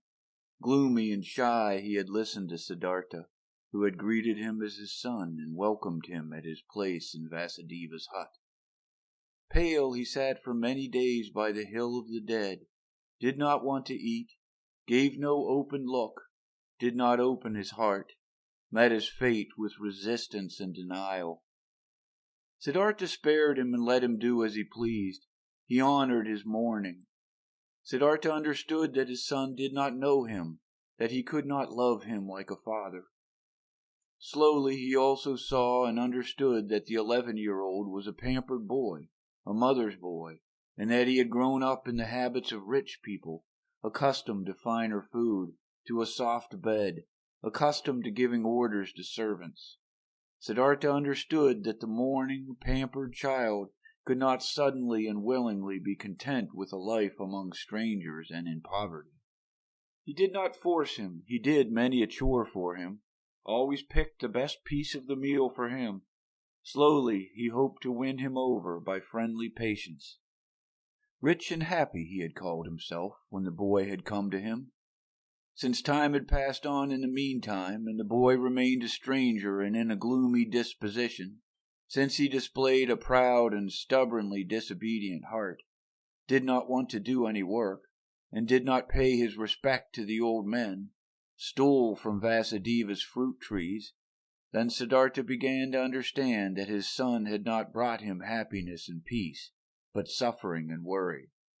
But he loved him, and he preferred the suffering and worries of love over happiness and joy without the boy. Since young Siddhartha was in the hut, the old men had split the work. Vasudeva had again taken on the job of the ferryman all by himself, and Siddhartha, in order to be with his son, did the work in the hut and the field. For a long time, for long months, Siddhartha waited for his son to understand him, to accept his love, to perhaps reciprocate it. For long months Vasudeva waited, watching, waited, and said nothing. One day, when Siddhartha the younger had once again tormented his father very much with spite and an unsteadiness in his wishes, and had broken both of his rice bowls, Vasudeva took in the evening his friend aside and talked to him. "Pardon me," he said. "From a friendly heart I'm talking to you. I'm seeing that you are tormenting yourself. I'm seeing that you're in grief. Your son, my dear, is worrying you, and he is also worrying me. That young bird is accustomed to a different life, to a different nest. He has not, like you, ran away from riches in the city, being disgusted and fed up with it. Against his will he had to leave all this behind. I asked the river, O friend, many times I have asked it. But the river laughs. It laughs at me. It laughs at you and me, and is shaking with laughter at our foolishness. Water wants to join water. Youth wants to join youth. Your son is not in the place where he can prosper. You too should ask the river. You too should listen to it." Troubled, Siddhartha looked into his friendly face, in the many wrinkles of which there was an incessant cheerfulness. "How could I part with him?" he said quietly, ashamed. "Give me some more time, my dear. See, I'm fighting for him. I'm seeking to win his heart with love, and with friendly patience I intend to capture it. One day the river shall also talk to him. He also is called upon." Vasudeva's smile flourished more warmly. "Oh yes, he too is called upon. He too is of the eternal life. But do we, you and me, know what he is called upon to do? What path to take? What actions to perform? What pain to endure? Not a small one his pain will be. After all, his heart is proud and hard. People like this have to suffer a lot, err a lot, do much injustice, burden themselves with much sin. Tell me, my dear, you're not taking control of your son's upbringing? You don't force him. You don't beat him. You don't punish him." "No, Vasudeva, I don't do anything of this." "I knew it. You don't force him, don't beat him. Don't give him orders, because you know that soft is stronger than hard, water stronger than rocks, love stronger than force. Very good, I praise you. But aren't you mistaken in thinking that you wouldn't force him, wouldn't punish him? Don't you shackle him with your love? Don't you make him feel inferior every day? And don't you make it even harder on him with your kindness and patience? Don't you force him, the arrogant and pampered boy, to live in a hut with 2 old banana eaters, to whom even rice is a delicacy, whose thoughts can't be his, whose hearts are old and quiet and beats in a different pace than his? Isn't forced, isn't he punished by all this? Troubled, Siddhartha looked to the ground. Quietly he asked, What do you think I should do? Quoth Vasudeva, Bring him into the city. Bring him into his mother's house. There'll still be servants around. Give him to them. And when there aren't any more around, bring him to a teacher, not for the teaching's sake, but so that he shall be among other boys, and among girls, and in the world which is his own. Have you never thought of this? You're seeing into my heart, Siddhartha spoke sadly. Often I have thought of this. But look, how shall I put him, who had no tender heart anyhow, into this world? Won't he become exuberant? Won't he lose himself to pleasure and power? Won't he repeat all his father's mistakes? Won't he perhaps get entirely lost in Sansara? Brightly the ferryman's smile lit up. Softly he touched Siddhartha's arm and said, Ask the river about it, my friend. Hear it laugh about it. Would you actually believe that you had committed your foolish acts in order to spare your son from committing them too? And could you in any way protect your son from Sansara? How could you? By means of teachings, prayer, admonition? My dear, have you entirely forgotten that story? That story containing so many lessons? That story about Siddhartha, a Brahmin's son, which you once told me here on this very spot? Who has kept the Samanas Siddhartha safe from Sansara, from sin, from greed, from foolishness? Were his father's religious devotion, his teacher's warnings, his own knowledge, his own search able to keep him safe? Which father, which teacher had been able to protect him from living his life for himself, from soiling himself with life, from burdening himself with guilt, from drinking the bitter drink for himself, from finding his path for himself? Would you think, my dear, anybody might perhaps be spared from taking this path? That perhaps your little son should be spared because you love him, because you would like to keep him from suffering and pain and disappointment? But even if you would die 10 times for him, you would not be able to take the slightest part of his destiny upon yourself. Never before Vasudeva had spoken so many words. Kindly Siddhartha thanked him, went troubled into the hut, and could not sleep for a long time. Vasudeva had told him nothing he had not already thought and known for himself. But this was a knowledge he could not act upon. Stronger than the knowledge was his love for the boy. Stronger was his tenderness, his fear to lose him. Had he ever lost his heart so much to something? Had he ever loved any person thus? Thus blindly, thus sufferingly, thus unsuccessfully, and yet thus happily? Siddhartha could not heed his friend's advice. He could not give up the boy. He let the boy give him orders. He let him disregard him. He said nothing and waited, daily. He began the mute struggle of friendliness, the silent war of patience. Vasudeva also said nothing and waited, friendly, knowing, patient. They were both masters of patience. At one time, when the boy's face reminded him very much of Kamala, Siddhartha suddenly had to think of a line which Kamala a long time ago, in the days of their youth, had once said to him. You cannot love, she had said to him, and he had agreed with her, and had compared himself with a star, while comparing the childlike people with falling leaves. And nevertheless he had also sensed an accusation in that line. Indeed, he had never been able to lose or devote himself completely to another person, to forget himself, to commit foolish acts for the love of another person. Never he had been able to do this, and this was, as it seemed to him at that time, the greatest distinction which set him apart from the childlike people. But now, since his son was here, now he, Siddhartha, had also become completely a childlike person, suffering for the sake of another person, loving another person, lost to a love, having become a fool on account of love. Now he too felt, late, once in his lifetime, this strongest and strangest of all passions, suffered from it, suffered miserably, and was nevertheless in bliss, was nevertheless renewed in one respect, enriched by one thing. He did sense very well that this love, this blind love for his son, was a passion, something very human, that it was Sansara, a murky source, dark waters. Nevertheless, he felt at the same time it was not worthless, it was necessary, came from the essence of his own being. This pleasure also had to be atoned for. This pain also had to be endured. These foolish acts also had to be committed.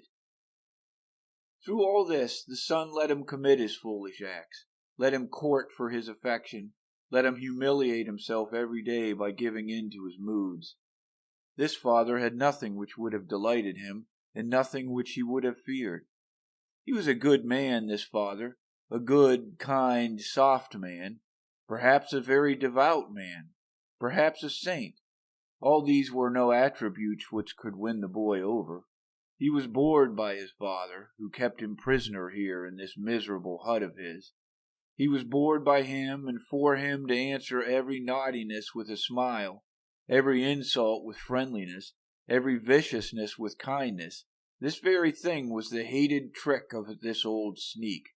Much more the boy would have liked it if he had been threatened by him, if he had been abused by him. A day came when what young Siddhartha had on his mind came bursting forth, and he openly turned against his father. The latter had given him a task. He had told him to gather brushwood. But the boy did not leave the hut. In stubborn disobedience and rage he stayed where he was, thumped on the ground with his feet, clenched his fists, and screamed in a powerful outburst of hatred and contempt into his father's face. "Get the brushwood for yourself," he shouted, foaming at the mouth. "I'm not your servant. I do know that you won't hit me. You don't dare. I do know that you constantly want to punish me and put me down with your religious devotion and your indulgence. You want me to become like you, just as devout, just as soft, just as wise. But listen up, just to make you suffer, I rather want to become a highway robber and a murderer and go to hell than to become like you. I hate you. You're not my father, and if you've 10 times been my mother's fornicator." Rage and grief boiled over him, foamed at the father in 100 savage and evil words. Then the boy ran away, and only returned late at night. But the next morning he had disappeared. What had also disappeared was a small basket, woven out of bast of 2 colors, in which the ferrymen kept their copper and silver coins which they received as a fare. The boat had also disappeared. Siddhartha saw it lying by the opposite bank. The boy had ran away. "I must follow him," said Siddhartha, who had been shivering with grief since those ranting speeches the boy had made yesterday. "A child can't go through the forest all alone. He'll perish. We must build a raft, Vasudeva, to get over the water." "We will build a raft," said Vasudeva, "to get our boat back, which the boy has taken away. But him you shall let run along, my friend. He is no child any more. He knows how to get around. He's looking for the path to the city, and he is right. Don't forget that. He's doing what you failed to do yourself. He's taking care of himself. He's taking his course. Alas, Siddhartha, I see you suffering, but you're suffering a pain at which one would like to laugh, at which you'll soon laugh for yourself." Siddhartha did not answer. He already held the axe in his hand, began to make a raft of bamboo, and Vasudeva helped him to tie the canes together with ropes of grass. Then they crossed over, drifted far off their course, pulled the raft upriver on the opposite bank. "Why did you take the axe along?" asked Siddhartha. Vasudeva said, "It might have been possible that the oar of our boat got lost." But Siddhartha knew what his friend was thinking. He thought the boy would have thrown away or broken the oar in order to get even and in order to keep them from following him. And in fact there was no oar left in the boat. Vasudeva pointed to the bottom of the boat and looked at his friend with a smile, as if he wanted to say, "Don't you see what your son is trying to tell you? Don't you see that he doesn't want to be followed?" But he did not say this in words. He started making a new oar. But Siddhartha bid his farewell to look for the runaway. Vasudeva did not stop him. When Siddhartha had already been walking through the forest for a long time, the thought occurred to him that his search was useless. Either, so he thought, the boy was so far ahead and had already reached the city, or, if he should still be on his way, he would conceal himself from him, the pursuer. As he continued thinking, he also found that he, on his part, was not worried for his son, that he knew deep inside that he had neither perished nor was in any danger in the forest. Nevertheless, he ran without stopping, no longer to save him, just to satisfy his desire, just to perhaps see him one more time, and he ran up to just outside of the city. When, near the city, he reached a wide road, he stopped by the entrance of the beautiful pleasure garden, which used to belong to Kamala, where he had seen her for the first time in her sedan chair. The past rose up in his soul. Again he saw himself standing there, young, a bearded, naked Samana, the hair full of dust. For a long time Siddhartha stood there and looked through the open gate into the garden, seeing monks in yellow robes walking among the beautiful trees. For a long time he stood there, pondering, seeing images, listening to the story of his life. For a long time he stood there, looked at the monks, saw a young Siddhartha in their place, saw a young Kamala walking among the high trees. Clearly he saw himself being served food and drink by Kamala, receiving his first kiss from her, looking proudly and disdainfully back on his Brahmanism, beginning proudly and full of desire his worldly life. He saw Kamaswami, saw the servants, the orgies, the gamblers with the dice, the musicians, saw Kamala's songbird in a cage, lived through all this once again, breathed Sansara once again, old and tired, felt once again disgust, felt once again the wish to annihilate himself, was once again healed by the holy Om. After having been standing by the gate of the garden for a long time, Siddhartha realized that his desire was foolish which had made him go up to this place, that he could not help his son, that he was not allowed to cling to him. Deeply he felt the love for the runaway in his heart, like a wound. He felt at the time that this wound had not been given to him in order to turn the knife in it, that it had to become a blossom and had to shine. That this wound did not blossom yet, did not shine yet, at this hour, made him sad. Instead of the desired goal which had drawn him here, following the runaway son, there was now emptiness.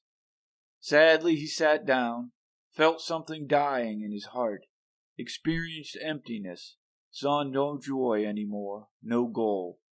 He sat lost in thought and waited. This he had learned by the river, this one thing. Waiting, having patience, listening attentively. And he sat and listened in the dust of the road, listened to his heart beating tiredly and sadly, waited for a voice. Many an hour he crouched, listening, saw no images any more, fell into emptiness, let himself fall, without seeing a path. And when he felt the wound burning, he silently spoke the Om, filled himself with Om. The monks in the garden saw him, and since he crouched for many hours, and dust was gathering on his gray hair, one of them came to him and placed 2 bananas in front of him. The old man did not see him. From this petrified state, he was awoke by a hand touching his shoulder. Instantly he recognized this touch, this tender, bashful touch, and regained his senses. He rose and greeted Vasudeva, who had followed him. And when he looked into Vasudeva's friendly face, into the small wrinkles which were as if they had been filled with nothing but his smile, into the happy eyes, then he smiled too. Now he saw the bananas lying in front of him, and picked them up, and gave one to the ferryman, ate the other one himself. After this he silently went back into the forest with Vasudeva, returned home to the ferry. Neither one talked about what had happened today. Neither one mentioned the boy's name. Neither one spoke about him running away. Neither one spoke about the wound. In the hut, Siddhartha lay down on his bed, and when, after a while, Vasudeva came to him to offer him a bowl of coconut milk, he already found him asleep. Om. For a long time the wound continued to burn. Many a traveler Siddhartha had to ferry across the river who was accompanied by a son or a daughter, and he saw none of them without envying him, without thinking, so many thousands possess this sweetest of good fortunes. Why don't I? Even bad people, even thieves and robbers have children and love them, and are being loved by them, all except for me. Thus simply, thus without reason he now thought, thus similar to the childlike people he had become. Differently than before, he now looked upon people, less smart, less proud, but instead warmer, more curious, more involved. When he ferried travelers of the ordinary kind, childlike people, businessmen, warriors, women, these people did not seem alien to him as they used to. He understood them. He understood and shared their life, which was not guided by thoughts and insight, but solely by urges and wishes. He felt like them. Though he was near perfection and was bearing his final wound, it still seemed to him as if those childlike people were his brothers. Their vanities, desires for possessions, and ridiculous aspects were no longer ridiculous to him, became understandable, became lovable, even became worthy of veneration to him. The blind love of a mother for her child, the stupid, blind pride of a conceited father for his only son, the blind, wild desire of a young, vain woman for jewelry and admiring glances from men. All of these urges, all of this childish stuff, all of these simple, foolish, but immensely strong, strongly living, strongly prevailing urges and desires were now no childish notions for Siddhartha any more. He saw people living for their sake, saw them achieving infinitely much for their sake, traveling, conducting wars, suffering infinitely much, bearing infinitely much, and he could love them for it. He saw life, and that what is alive, the indestructible, the Brahman in each of their passions, each of their acts. Worthy of love and admiration were these people in their blind loyalty, their blind strength and tenacity. They lacked nothing. There was nothing the knowledgeable one, the thinker, had to put him above them except for one little thing, a single, tiny, small thing, the consciousness, the conscious thought of the oneness of all life.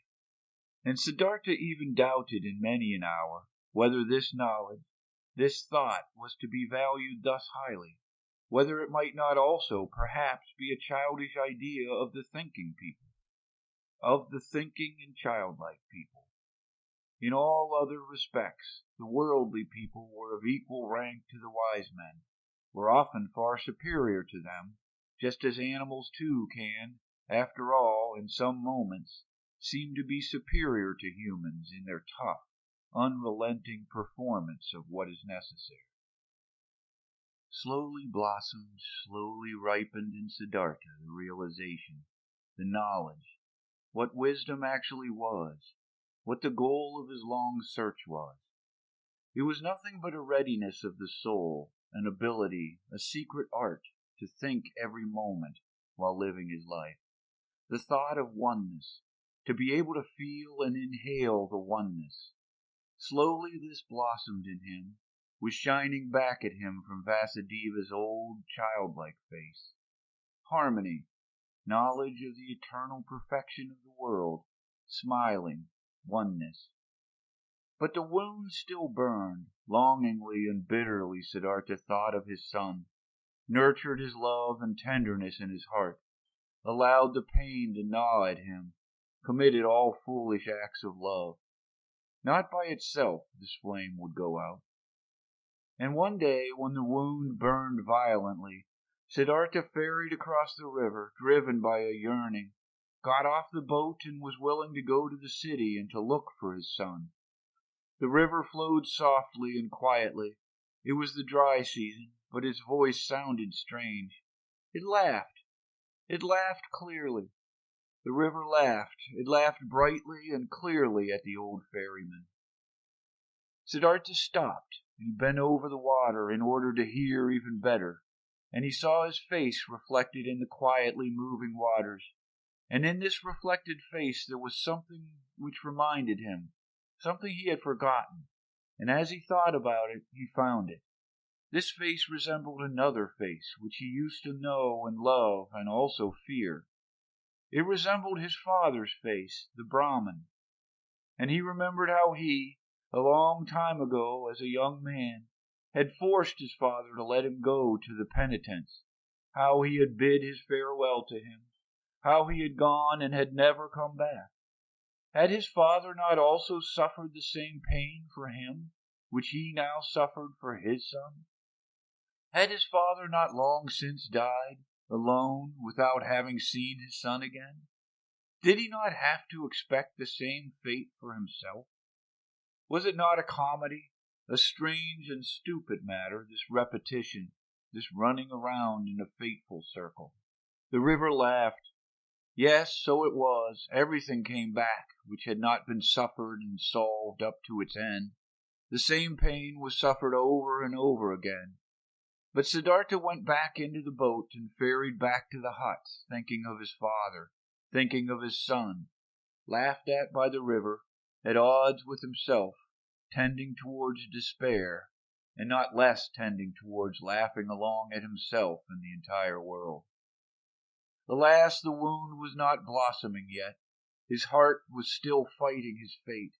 Cheerfulness and victory were not yet shining from his suffering. Nevertheless, he felt hope, and once he had returned to the hut, he felt an undefeatable desire to open up to Vasudeva, to show him everything, the master of listening, to say everything. Vasudeva was sitting in the hut and weaving a basket. He no longer used the ferry boat. His eyes were starting to get weak, and not just his eyes, his arms and hands as well. Unchanged and flourishing was only the joy and the cheerful benevolence of his face. Siddhartha sat down next to the old man. Slowly he started talking. What they had never talked about, he now told him of his walk to the city at that time, of the burning wound, of his envy at the sight of happy fathers, of his knowledge of the foolishness of such wishes, of his futile fight against them. He reported everything. He was able to say everything, even the most embarrassing parts. Everything could be said, everything shown, everything he could tell. He presented his wound, also told how he fled today, how he ferried across the water, a childish runaway, willing to walk to the city, how the river had laughed. While he spoke for a long time, while Vasudeva was listening with a quiet face. Vasudeva's listening gave Siddhartha a stronger sensation than ever before. He sensed how his pain, his fears flowed over to him, how his secret hope flowed over, came back at him from his counterpart. To show his wound to this listener was the same as bathing it in the river until it had cooled and become one with the river. While he was still speaking, still admitting and confessing, Siddhartha felt more and more that this was no longer Vasudeva, no longer a human being who was listening to him, that this motionless listener was absorbing his confession into himself, like a tree the rain, that this motionless man was the river itself, that this was God himself, that he was the eternal itself. And while Siddhartha stopped thinking of himself and his wound, this realization of Vasudeva's changed character took possession of him, and the more he felt it and entered into it, the less wondrous it became, the more he realized that everything was in order and natural, that Vasudeva had already been like this for a long time, almost forever, that only he had not quite recognized it, yes, that he himself had almost reached the same state. He felt that he was now seeing the old Vasudeva as the people see the gods, and that this could not last. In his heart he started bidding his farewell to Vasudeva. Throughout all this he talked incessantly. When he finished talking, Vasudeva turned his friendly eyes, which had grown slightly weak, at him, said nothing, let his silent love and cheerfulness, understanding and knowledge shine at him. He took Siddhartha's hand, led him to the seat by the bank, sat down with him, smiled at the river. You've heard it laugh, he said, but you haven't heard everything. Let's listen, you'll hear more. They listened. Softly sounded the river, singing in many voices. Siddhartha looked into the water, and images appeared to him in the moving water. His father appeared, lonely, mourning for his son. He himself appeared, lonely, as he also being tied with the bondage of yearning to his distant son. His son appeared, lonely as well, the boy greedily rushing along the burning course of his young wishes, each one headed for his goal, each one obsessed by the goal, each one suffering. The river sang with a voice of suffering. Longingly it sang. Longingly it flowed toward its goal. Lamentingly its voice sang. Do you hear? Vasudeva's mute gaze asked. Siddhartha nodded. Listen better, Vasudeva whispered. Siddhartha made an effort to listen better. The image of his father, his own image, the image of his son merged. Kamala's image also appeared and was dispersed, and the image of Govinda and other images, and they merged with each other, turned all into the river, headed all, being the river, for the goal, longing, desiring, suffering. And the river's voice sounded full of yearning, full of burning woe, full of unsatisfiable desire. For the goal the river was heading. Siddhartha saw it hurrying, the river, which consisted of him and his loved ones, and of all people he had ever seen. All of these waves and waters were hurrying, suffering towards goals, many goals, the waterfall, the lake, the rapids, the sea, and all goals were reached, and every goal was followed by a new one, and the water turned into vapor and rose to the sky, turned into rain and poured down from the sky, turned into a source, a stream, a river, headed forward once again, flowed on once again. But the longing voice had changed. It still resounded, full of suffering, searching, but other voices joined it, voices of joy and of suffering, good and bad voices, laughing and sad ones, 100 voices, 1,000 voices. Siddhartha listened. He was now nothing but a listener, completely concentrated on listening, completely empty. He felt that he now had finished learning to listen. Often before he had heard all this, these many voices in the river. Today it sounded new. Already he could no longer tell the many voices apart, not the happy ones from the weeping ones, not the ones of children from those of men. They all belonged together, the lamentation of yearning and the laughter of the knowledgeable one, the scream of rage and the moaning of the dying ones. Everything was one. Everything was intertwined and connected, entangled 1,000 times. And everything together, all voices, all goals, all yearning, all suffering, all pleasure, all that was good and evil. All of this together was the world. All of it together was the flow of events, was the music of life.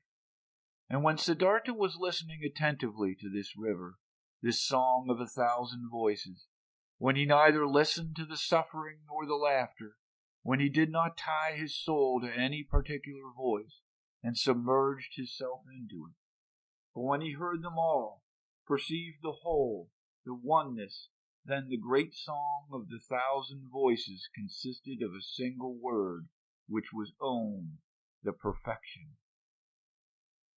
"Do you hear?" Vasudeva's gaze asked again. Brightly Vasudeva's smile was shining, floating radiantly over all the wrinkles of his old face, as the Om was floating in the air over all the voices of the river. Brightly his smile was shining when he looked at his friend, and brightly the same smile was now starting to shine on Siddhartha's face as well. His wound blossomed, his suffering was shining, his self had flown into the oneness.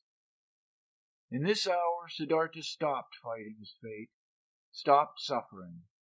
On his face flourished the cheerfulness of a knowledge which is no longer opposed by any will, which knows perfection, which is in agreement with the flow of events, with the current of life, full of sympathy for the pain of others, full of sympathy for the pleasure of others, devoted to the flow, belonging to the oneness.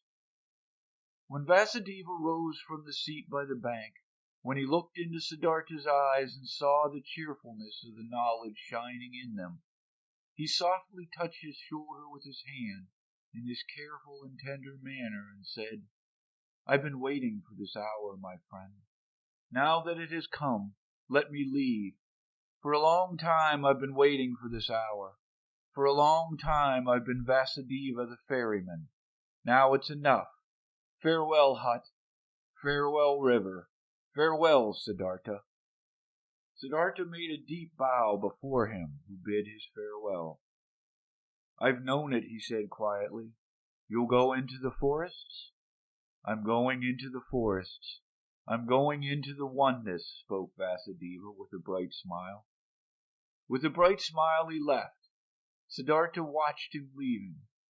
With a deep joy, with deep solemnity, he watched him leave, saw his steps full of peace, saw his head full of luster, saw his body full of light. Govinda. Together with other monks, Govinda used to spend the time of rest between pilgrimages in the pleasure grove which the courtesan Kamala had given to the followers of Gotama for a gift. He heard talk of an old ferryman who lived one day's journey away by the river, and who was regarded as a wise man by many. When Govinda went back on his way, he chose the path to the ferry, eager to see the ferryman.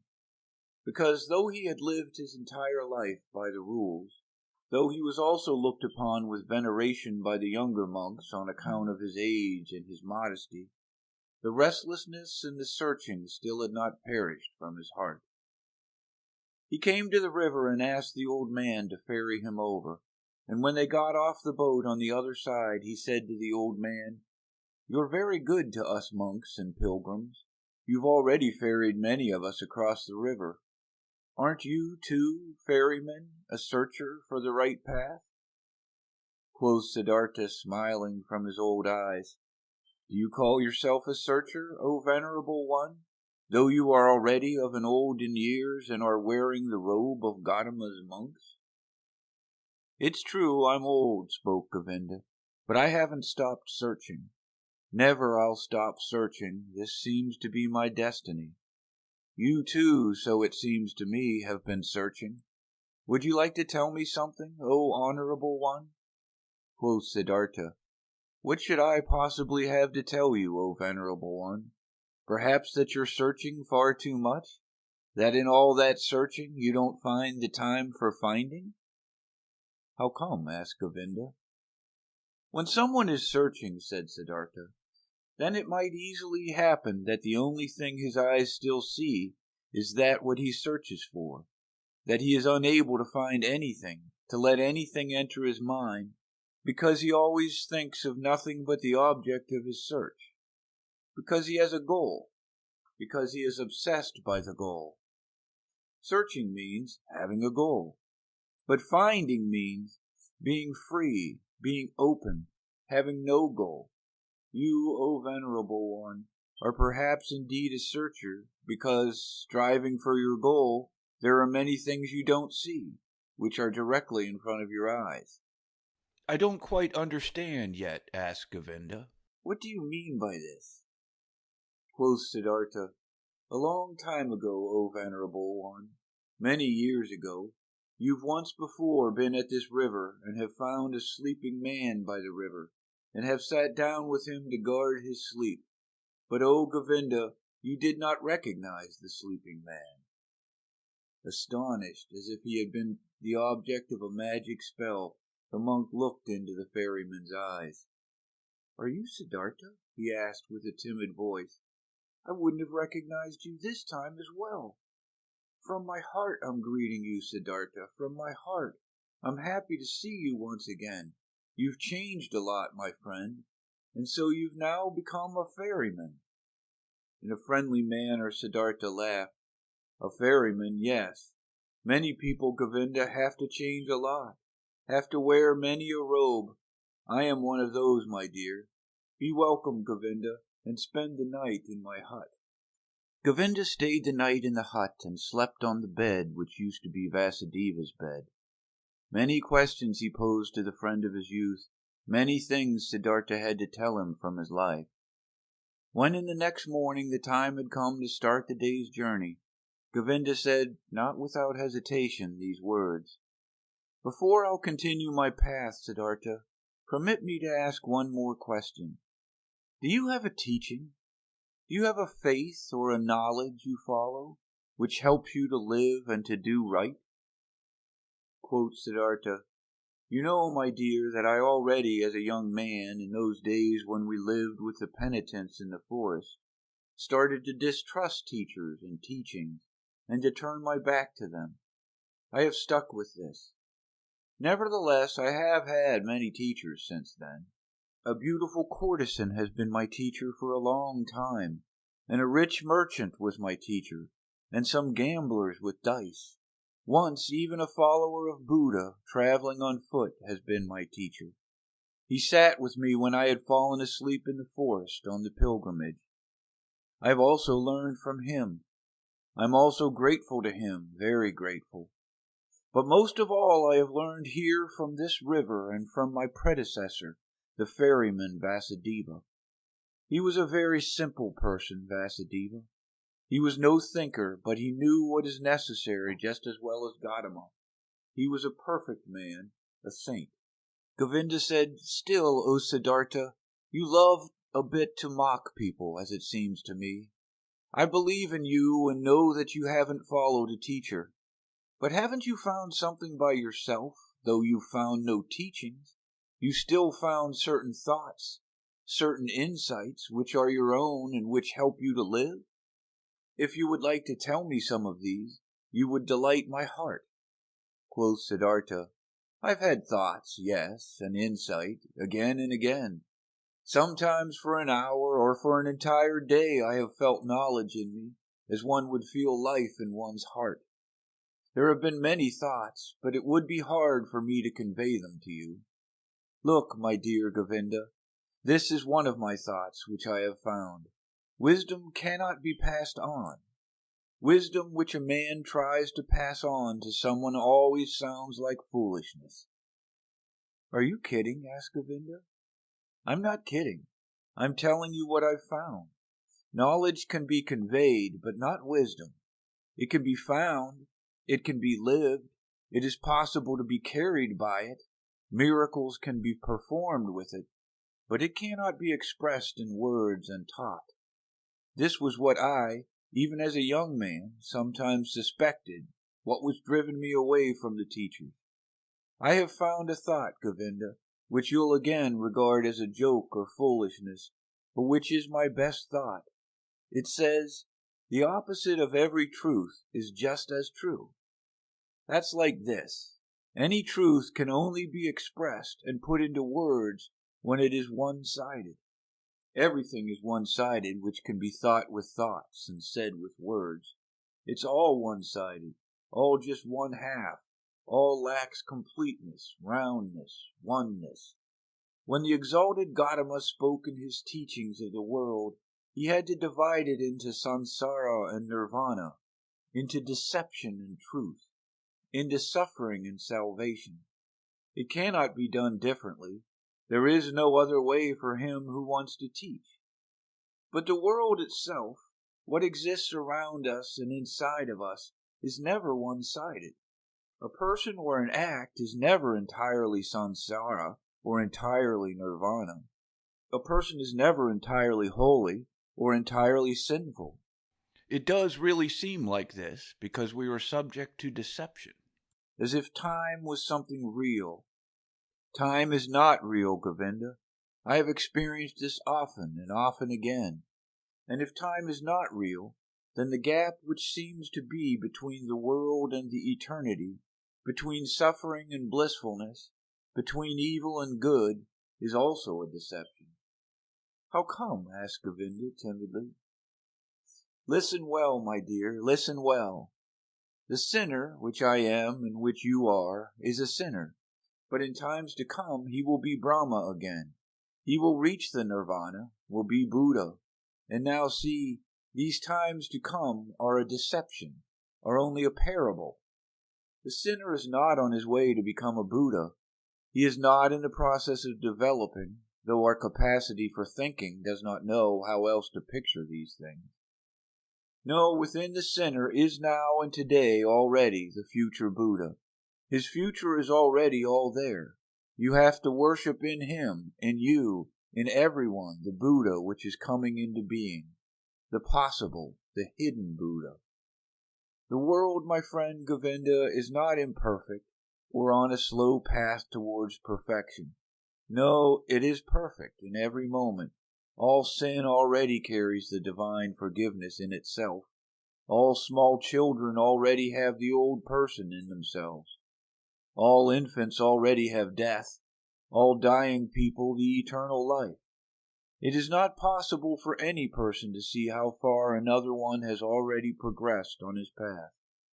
In the robber and dice gambler, the Buddha is waiting. In the Brahma, the robber is waiting. In deep meditation, there is the possibility to put time out of existence, to see all life which was, is, and will be, as if it was simultaneously.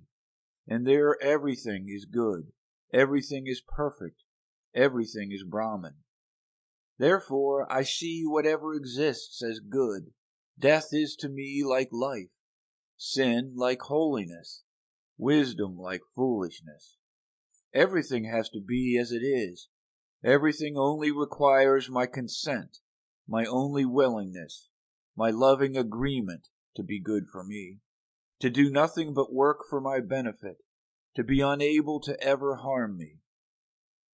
I have experienced on my body and on my soul that I needed sin very much. I needed lust, the desire for possessions, vanity, and needed the most shameful despair in order to learn how to give up all resistance, In order to learn how to love the world, in order to stop comparing it to some world I wished, I imagined, some kind of perfection I had made up, but to leave it as it is, and to love it, and to enjoy being a part of it. These, O Govinda, are some of the thoughts which have come into my mind. Siddhartha bent down, picked up a stone from the ground, and weighed it in his hand. This here, he said, playing with it, is a stone, and will, after a certain time, perhaps turn into soil, and will turn from soil into a plant or animal or human being. In the past I would have said, this stone is just a stone, it is worthless, it belongs to the world of the Maha, but because it might be able to become a human being and a spirit in the cycle of transformations, therefore I also grant it importance. Thus I would perhaps have thought it in the past, but today I think, this stone is a stone. It is also an animal. It is also God. It is also Buddha. I do not venerate and love it because it could turn into this or that, but rather because it is already and always everything, and it is this very fact, that it is a stone, that it appears to me now and today as a stone. This is why I love it and see worth and purpose in each of its veins and cavities, in the yellow, in the gray, in the hardness, in the sound it makes when I knock at it, in the dryness or wetness of its surface. There are stones which feel like oil or soap, and others like leaves, others like sand, and every one is special and prays the Om in its own way. Each one is Brahman, but simultaneously and just as much it is a stone, is oily or juicy, and this is very fact which I like and regard as wonderful and worthy of worship. But let me speak no more of this. The words are not good for the secret meaning. Everything always becomes a bit different as soon as it is put into the words, gets distorted a bit silly, yes. And this is also very good, and I like it a lot. I also very much agree with this, that this what is one man's treasure and wisdom always sounds like foolishness to another person. Govinda listened silently. "Why have you told me this about the stone?" he asked hesitantly after a pause. "I did it without any specific intention, or perhaps what I meant was, that love this very stone and the river and all these things we are looking at and from which we can learn. I can love a stone, Govinda, and also a tree or a piece of bark. This are things, and things can be loved, but I cannot love words. Therefore, teachings are no good for me. They have no hardness, no softness, no colors, no edges, no smell, no taste. They have nothing but words. Perhaps it are these which keep you from finding peace. Perhaps it are the many words. Because salvation and virtue as well, Sansara and Nirvana as well, are mere words, Govinda. There is no thing which would be Nirvana. There is just the word Nirvana." Quoth Govinda, "Not just a word, my friend, is Nirvana. It is a thought." Siddhartha continued, "A thought? It might be so. I must confess to you, my dear, I don't differentiate much between thoughts and words. To be honest, I also have no high opinion of thoughts. I have a better opinion of things. Here on this ferry boat, for instance, a man has been my predecessor and teacher, a holy man who has for many years simply believed in the river, nothing else. He had noticed that the river spoke to him. He learned from it. It educated and taught him. The river seemed to be a god to him. For many years he did not know that every wind, every cloud, every bird, every beetle was just as divine and knows just as much and can teach just as much as the worshipped river. But when this holy man went into the forests, he knew everything, knew more than you and me, without teachers, without books, only because he had believed in the river." Govinda said, "But is that what you call things actually something real, something which has existence? Isn't it just a deception of the Maha, just an image and illusion? Your stone, your tree, your river, are they actually a reality?" "This too," spoke Siddhartha, "I do not care very much about. Let the things be illusions or not. After all, I would then also be an illusion, and thus they are always like me. This is what makes them so dear and worthy of veneration for me. They are like me. Therefore I can love them, and this is now a teaching you will laugh about. Love, O Govinda, seems to me to be the most important thing of all. To thoroughly understand the world, to explain it, to despise it, may be the thing great thinkers do. But I'm only interested in being able to love the world, not to despise it, not to hate it in me, to be able to look upon it in me and all beings with love and admiration and great respect." "This I understand," spoke Govinda, "but this very thing was discovered by the Exalted One to be a deception. He commands benevolence, clemency, sympathy, tolerance, but not love. He forbade us to tie our heart in love to earthly things.